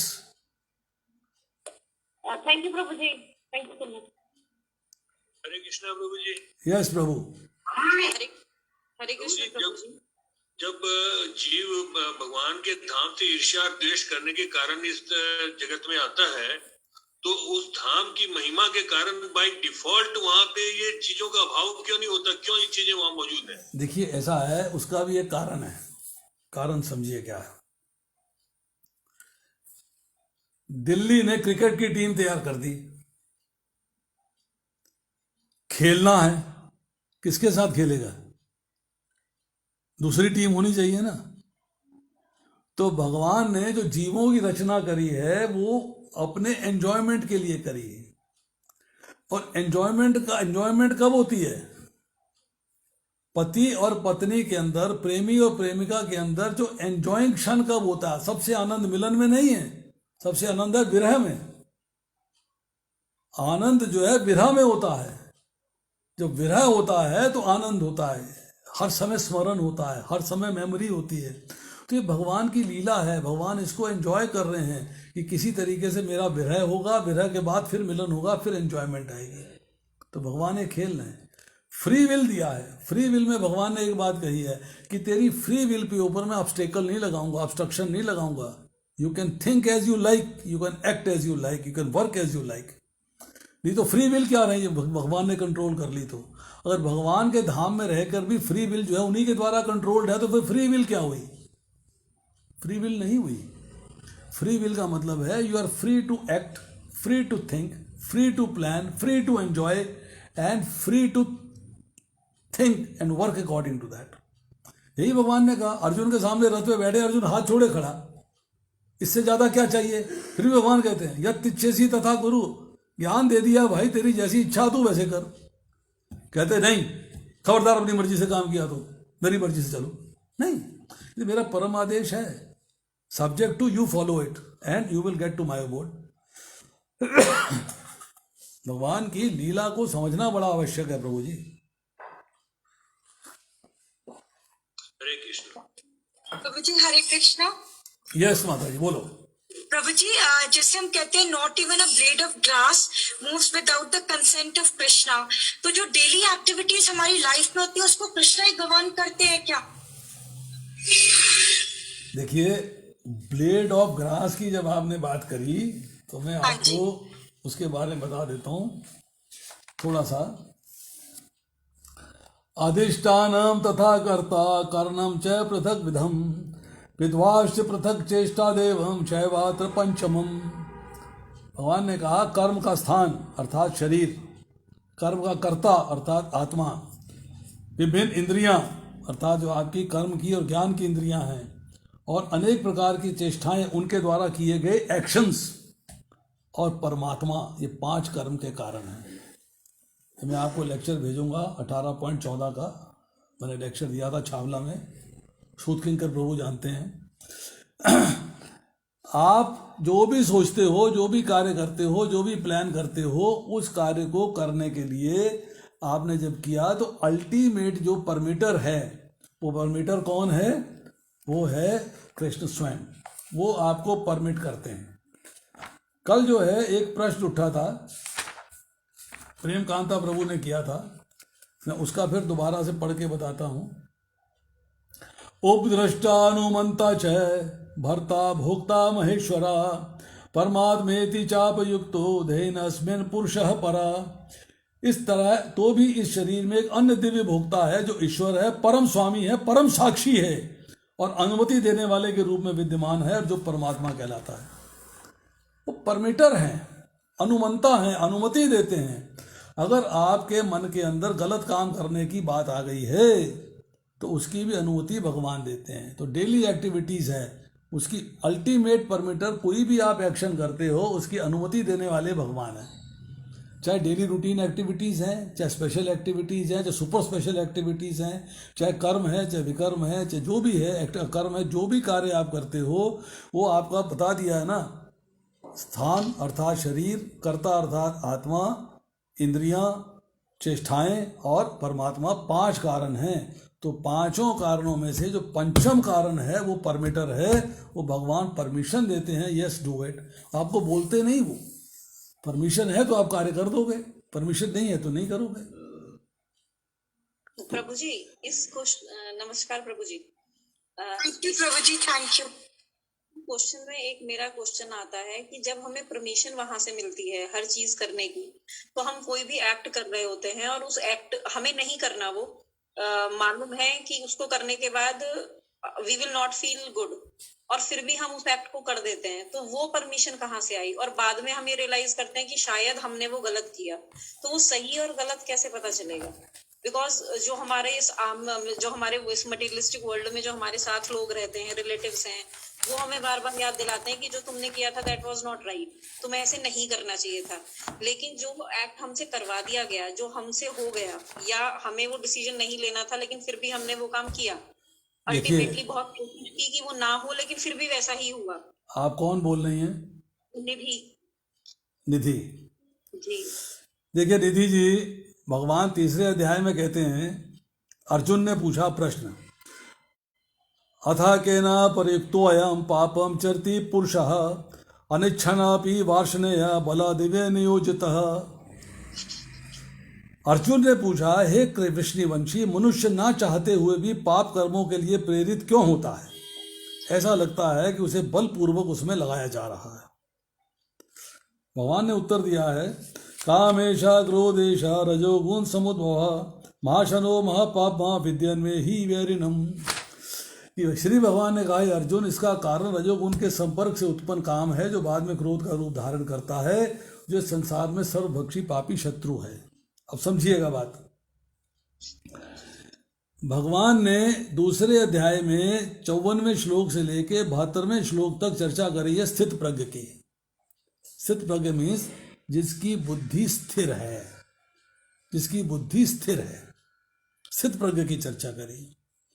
अब उस स्थित प्रज्ञ की चर्चा के अंदर क्या है कि आपको बेसिक एक बात समझ लेनी है कि जो भी विचार आते हैं, जो भी भाव आते हैं, जो भी आप सुनते हो, देखते हो, इंद्रियों के द्वारा ज्ञान ग्रहण करते हो, आपके मन में हो जाता है जी। और मन से जो है वो सारा ज्ञान ट्रांसफर होता है बुद्धि को, और बुद्धि का कार्य होता है उसको एनालाइज करना, what is right and what is wrong.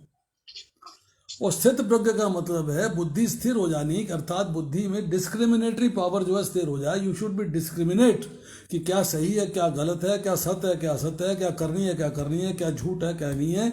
ये डिस्क्रिमिनेशन की पावर जो है बुद्धि के पास है।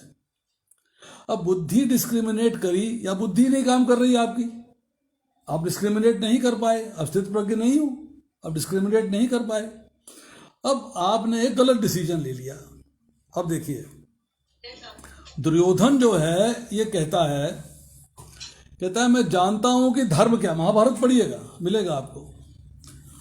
दुर्योधन ने कहा कि मैं जानता हूं कि धर्म क्या है और मैं जानता हूं कि अधर्म क्या है। ये गर्ग संहिता के अश्वमेध खंड के 50वें अध्याय का 36वां श्लोक है।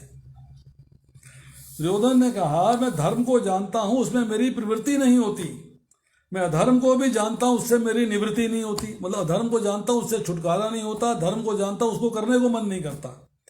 ऐसा लगता है मेरे हृदय में कोई देव है जो मेरे को जैसा करवाता है वैसा मैं करता हूं।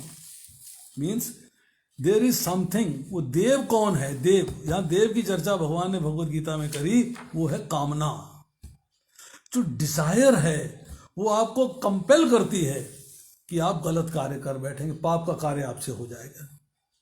आप समझ रहे हैं कि गलत कार्य है, फिर भी आप करते हैं क्योंकि आपकी डिजायर आप पे हावी है।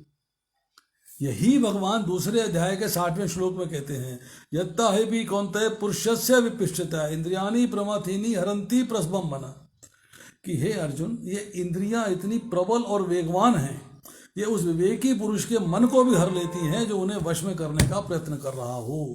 विवेकी पुरुष, विवेकी मीन्स जो सत्य में असत्य में भेद कर पाता है, जो ठीक में और गलत में भेद कर पाता है, ये उसके भी मन को हर लेती है।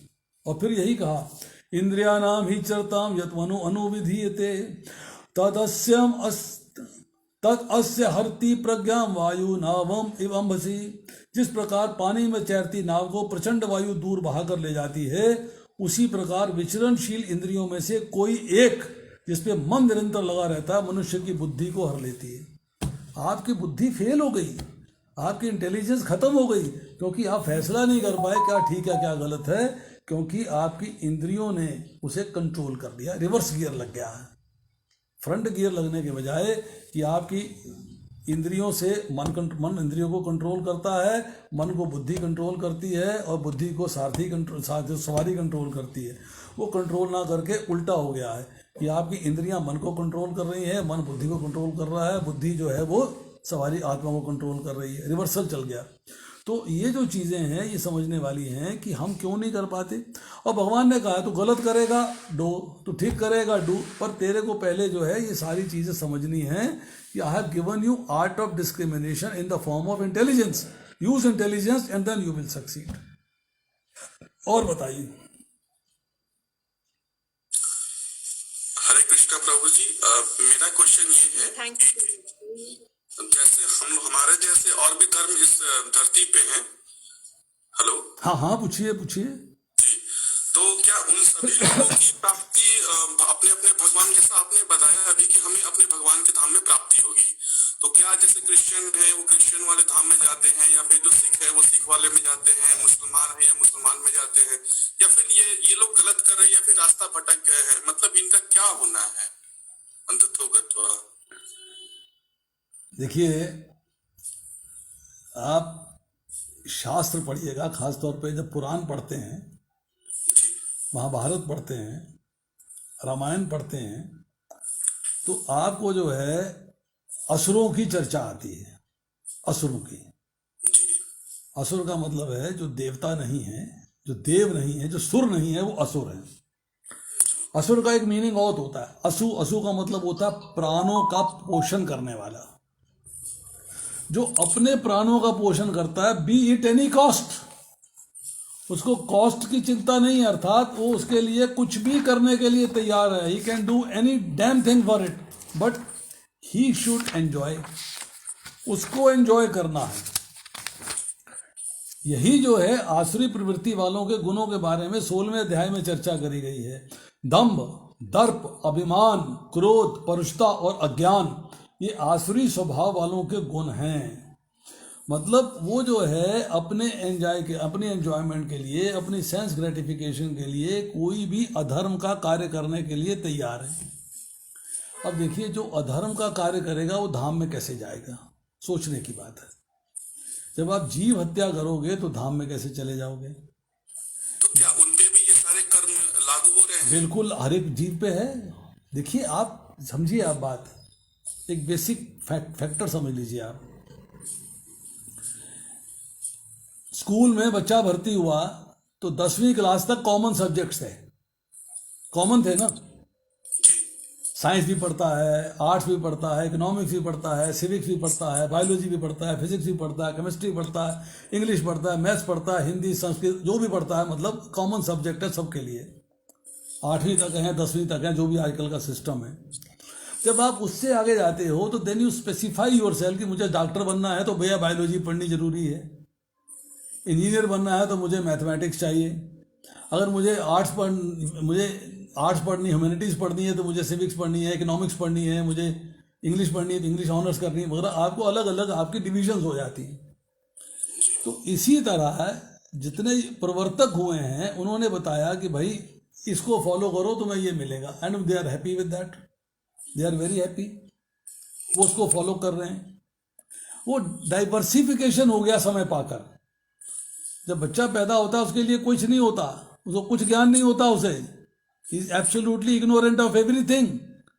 पर जैसे जैसे उम्र बढ़ती जाती है उसको बताया जाता है तेरे को नमाज पढ़नी, तेरे को ये करना, तेरे को ये करना, तेरे को ये करना, करता चला जाता है, उसी में अगला स्टेप फॉरवर्ड चलता चला जाता है। परंतु जो भी वो कार्य करेगा वो पाप है या पुण्य है, ये तो फैसला शास्त्र ही करेगा ना, समझे नहीं। अब आप जो है सवेरे तो जूता पॉलिश करोगे और शाम को मुर्गा काट के खाओगे तो न्यूट्रलाइज थोड़ा हो जाएगा वो, ठीक है कि नहीं? तो इन लोगों की, ये लोग हमेशा चक्र और जीवन और चक्र मृत्यु ये रहेंगे, ये रहेंगे, ये इनको योनि मिली है इसलिए they will have to live like this. हाँ, उसमें भी जो एडवांस कर रहे हैं, अब बहुत सारे ऐसे लोग मिलेंगे, I know many people who are not eating onion, no non calling, no cigarette, no तम्बाकू, nothing doing, they are very very posh लोग हैं, बिल्कुल बढ़िया लोग हैं, उनको थोड़ा अच्छा योनि मिल जाएगी, पर दे विल ऑलवेज प्रोग्रेस। ये प्रोग्रेशन है। अब देखिए, कल मैं लेक्चर ले रहा था, मैं सिंपल सी बात करता हूँ, भगवान ने जो है रचना करी, स्वर्गलोक किस लिए बनाया, पृथ्वी लोक किस लिए बनाया, और नरक लोक किस लिए बनाया? 3 लोक बनाए तो भगवान ने किसके लिए बनाए? 3 लोगों की रचना करी गई तो किसके लिए करी गई? तो यहाँ पर यह है कि जो 3 लोगों की रचना करी गई है, उसमें जो सृष्टि की रचना करी है, इस भौतिक संसार की रचना करी है, वो करी है आपके उद्धार के लिए, आपके उद्धार के लिए, so that you can progress to lord's abode. जो स्वर्ग लोक की रचना करी है, वो करी गई है आपके पुण्य कर्मों का फल, जिनके पुण्य फल हो जाते हैं ज़्यादा, उनको स्वर्ग लोक की प्राप्ति होती है। परंतु जब स्वर्ग लोक में पुण्य फल क्षीण हो जाते हैं तो आपको लौटकर इस संसार में आना पड़ता है। नवाध्याय पढ़िए भगवद गीता का। नरक लोक और 84 लाख योनि की रचना करी गई है आपके पाप फलों का भुगतान करने के लिए। That is a purification place, that is a purifying place, purification place, जिसमें आप प्योरीफाई होकर ऊपर आते हो। जब 16वां अध्याय पढ़ते हैं तो बात क्या आती है? भगवान बड़े उदास हैं इस मामले में। वो कहते हैं कि मैंने जीव को उद्धार करने के लिए पृथ्वी लोक की रचना करी है और मैंने उसको मनुष्य योनि दी है, और वो पाप कर्म करके नरक योनि में जा रहा है। और नरक मैंने बनाया है उनके लिए जो कि पाप कर्म करके वहां गए हैं, वो प्योरीफाई होके फिर मनुष्य योनि प्राप्त करें, ऊपर आए। तो उल्टा प्रोसेस चल रहा है ना। हम लोग तो नरक जाने का प्रयास कर रहे हैं, हम लोग कहाँ भगवान के धाम जाने का प्रयास करते हैं। तो मनुष्य की योनि जो है, वो भोग योनि जो है, या नरक योनि जो है, या देव योनि जो है, दोनों से ऊपर उठकर है अपने उत्थान के लिए। और उत्थान के लिए जैसे बच्चे को IIT में भर्ती होना है, IIM में जाना है, मेडिकल में जाना है, नीट में जाना है, उसके लिए एक स्ट्रॉन्ग डिजायर चाहिए, मेरे को जाना है। उसके लिए जो मेहनत करनी पड़े मैं करूँगा, जितनी मेहनत करनी मैं करूँगा। वो बाहर जाना, घूमना फिरना, सैर सपाटा, टीवी सब बंद कर देता, सिर्फ पढ़ाई पे ध्यान देता। इसी तरह जब हम भगवान के धाम जाना चाहते हैं, तीव्र उत्कंठा होगी, तो हम भी जो है बहुत सारे भौतिक संसार से दूर हो जाएंगे। भौतिक संसार से छुटकारा होगा तभी भगवान के सम्मुख हो पाएंगे, नहीं तो भगवान के सम्मुख नहीं हो पाएंगे। हम लोग ऐसे ही चलते रहेंगे। और बताइए। हरे कृष्णा प्रभु जी। यस माता जी बोलिए। प्रभु जी, जैसे ना अभी आपने इतना अच्छे से बताया, तो मनुष्य योनि में जो अच्छे कर्म करते हैं उनको भी मतलब कि दुखों का सामना करना पड़ता है, या उनके लाइफ में हेडल्स ज्यादा आते हैं, जो भी भगवान को मान रहा है। ऐसा देखा गया है जनरली, और ऐसा होता है। तो भक्ति से वो हमें उसको क्या कहते हैं, एक अच्छी सी पकड़ मिल जाती है जिसको हम उसे सह पाते हैं। तो ऐसा क्यों होता है कि जो गलत काम कर रहा है, होल लाइफ गलत काम कर रहा है, वो तो बिल्कुल अच्छे से चलता है, स्मूथ लाइफ चलती है उसकी, और वो ऐसा भी मैंने देखा है कि जो बहुत गलत काम करते हैं वो डोनेशंस बहुत अच्छी देते हैं, टेम्पल्स में जाते हैं और रिस्पेक्टफुल भी होते हैं, बाहर आके बहुत गलत काम कर रहे होते हैं। और एक व्यक्ति है जो कि बहुत ज्यादा फाइनेंशियल बहुत अच्छा नहीं है, लेकिन वो थोड़ी बहुत सेवा कर रहा है, नियमों का पालन कर रहा है। सबसे बड़ी बात नियमों का पालन कर रहा है। तो ऐसे भक्तों का अंत क्या होगा? इन दोनों भक्तों का क्या वो लाइफ टाइम वो सब चीजों के लिए तरसते ही रह जाते हैं, और वो लोग अपना एंजॉयमेंट, दोनों तरीके का एंजॉयमेंट करते रह जाते हैं? एक माता के पास एक बच्चा है, 1.5-2 साल का, छोटा, स्मॉल, साल भर का। अब उस माता को घर के सारे काम करने हैं, उसे खाना भी बनाना है, बर्तन भी साफ करने हैं, झाड़ू पोछा भी करना है, कपड़े भी धोने हैं, इस्त्री भी करने हैं, साफ सफाई भी करनी है, और बच्चे को भी देखना है, सारे काम करने हैं उसे। अब माता कहती है कि मैं काम कर लूं, और बच्चा सवेरे उठ के रोना चालू कर देता है। तो माता उसको बिस्किट दे देती है, अरे बेटा बिस्किट खा, खुश हो जा, दूध तेरे को मैंने पिला दिया था थोड़ी देर पहले। और बच्चा जो है बिस्किट के साथ थोड़ा खुश हो जाता है, माता तब तक बर्तन साफ कर लेती है। बच्चा बिस्कुट खाने के बाद फिर रोना चालू कर देता है। फिर रोना चालू कर देता है। माता कहती है अच्छा अच्छा अच्छा तू रोना चालू कर दिया है, कोई बात नहीं, मैं तेरे को जो है कुछ और दे देती हूँ। माता उसको दूध और पिला देती है, थोड़ी देर चुप करता है, फिर रोना शुरू कर देता है। अच्छा अच्छा अच्छा, एक खिलौना दे देती है, बंदर है, तबला बजाता है, चल इसको तू देख। बच्चा थोड़ी देर खेलता है, फिर छोड़ देता है, फिर रोना शुरू कर देता है। अब माता ने 2-3 काम तो निपटा लिए, 2-3 काम अभी बचे हुए हैं, फिर रोना शुरू कर दिया। अच्छा, बच्चे को झूले में डाल देती हूँ। बच्चे को झूले में डाल दिया और उसके बाद जो है माता ने फिर एक काम निपटा लिया, बच्चे ने फिर रोना शुरू कर दिया। बिस्किट दिए हुए 2 घंटे हो गए हैं, इसको और बिस्कुट दे देती हूँ। बिस्कुट देती है, बच्चा रिजेक्ट कर देता है, नहीं चाहिए। अच्छा, इसको दूध पिला देती हूँ, बच्चा दूध रिजेक्ट कर देता है। बंदर दे देती हूँ, बंदर रिजेक्ट कर देता है। झूले में पड़ा हुआ है, झूला झूला देती हूँ, बच्चा दोनों हाथ खड़े कर देता है और रोना शुरू कर देता है। माता गोदी में लेती है, बच्चा चुप कर जाता है।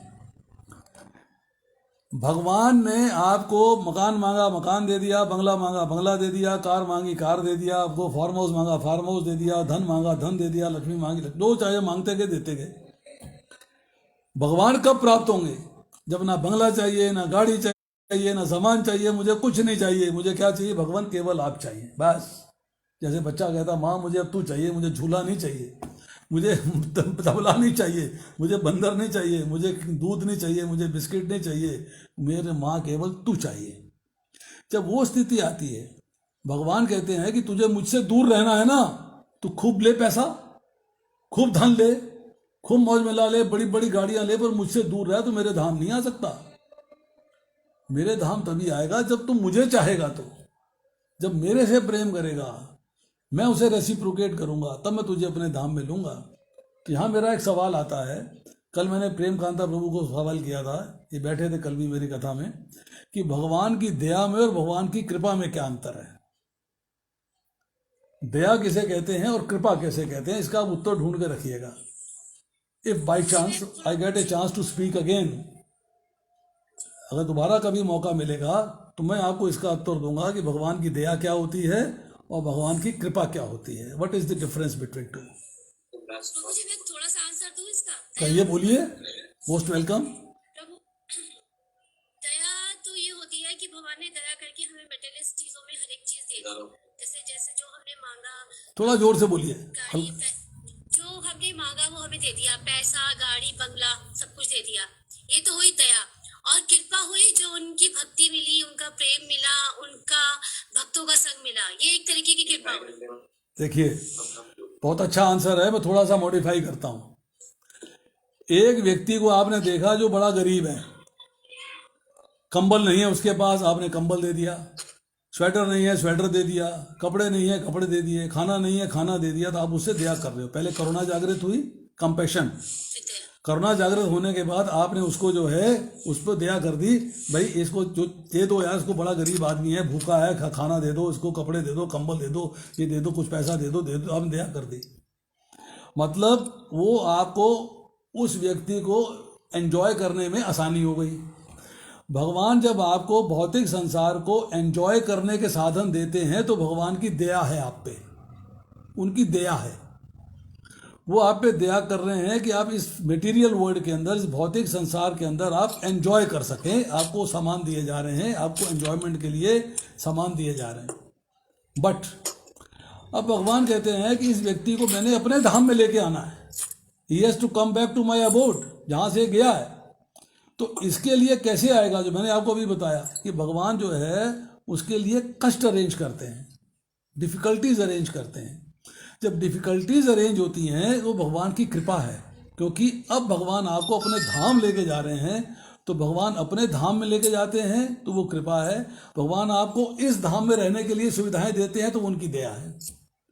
He takes back to his world, तो वो उनकी कृपा है। उसके लिए आपको कष्ट आते हैं, कष्टों का निवारण करने का मैंने तरीका बताया। भगवान के नाम, रूप, गुण, लीला, धाम का वर्णन सुनते हो, करते हो, आप भगवान का जप करते हो, भगवान से दर्शन करते हो और भक्तों का संग करते हो। भक्त आपको बताने के लिए आते हैं, मतलब there are so many things. तो भगवान की कृपा है, जब भगवान आपके लिए प्रतिकूल परिस्थितियां अर्थात अनफेवरेबल सर्कमस्टांसेस अरेंज करते हैं, और जब भगवान आपके लिए अनुकूल परिस्थितियां इस भौतिक संसार में रहने के लिए अरेंज करते हैं, तो भगवान की दया है। तो प्रभु जी, कुछ लोगों पर दया ज्यादा और कुछ पर कृपा कम, ऐसा क्यों? ऐसा है, वो आपके कर्मों के फल के अनुसार है। That is how you have acted in your life, present life also and past life also. ठीक है, क्योंकि जो संचित फल होते हैं वो आपके पिछले कई जन्मों के संचित हैं। It is not, I have seen, मैंने अपनी जिंदगी के अंदर अपने सामने इन मेडिकल प्रोफेशन एक सोल को दूसरी सोल में दूसरी बॉडी में जाते देखा है। दिस इज वट जिसने मेरे को जो है एक ऐसी स्थिति में लाके खड़ा कर दिया कि मुझे इसका ज्ञान प्राप्त करना चाहिए। I should know about it. मैंने पुनर्जन्म देखा है, अपने बचपन से देखा है, पुनर्जन्म देखा है। आप सीन इट, हर सुना नहीं, देखा है मैंने। देखा मीन्स उन लोगों से मैं मिला हूँ, आई मेट दोज पीपल, उनसे सारी स्टोरी सुनी है। जो स्टोरी उन्होंने बताई है उसको कोरिलेट किया है, जहाँ की स्टोरी बताई है वहाँ जाके कंफर्मेशन करी है, and everything has been true.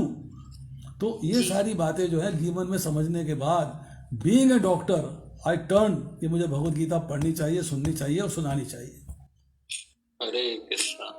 That converted मी। बहुत सुंदर प्रभु जी ने हमारे क्वेश्चंस का आंसर दिया है। तो सभी भक्तों ने भी बहुत सुंदर सुंदर क्वेश्चंस पूछे हैं, क्योंकि अपना बहुत कीमती समय निकाल के आए हुए हैं। और प्रभु जी के लिए हम हरे कृष्ण महामंत्र बोलेंगे एक बार। हरे कृष्णा कृष्णा कृष्णा हरे हरे, हरे राम राम हरे हरे। तो प्रभु से निवेदन करना चाहेंगे बार बार अपने वाणी से हमें हमारा जो अंधकार है अंदर हृदय में उसे बाहर निकाल सकते हैं और हमें भगवान की तरफ अग्रसर कर सकते हैं। तो आज का जो क्लास है वो यही एंड करते हैं, और अपना चैट बॉक्स में लोग अपना अटेंडेंस मार्क कर सकते हैं, जिससे कि उनको फ्यूचर में भी अपना सेशन का जो है लिंक भेज सके, है ना। हरे कृष्णा।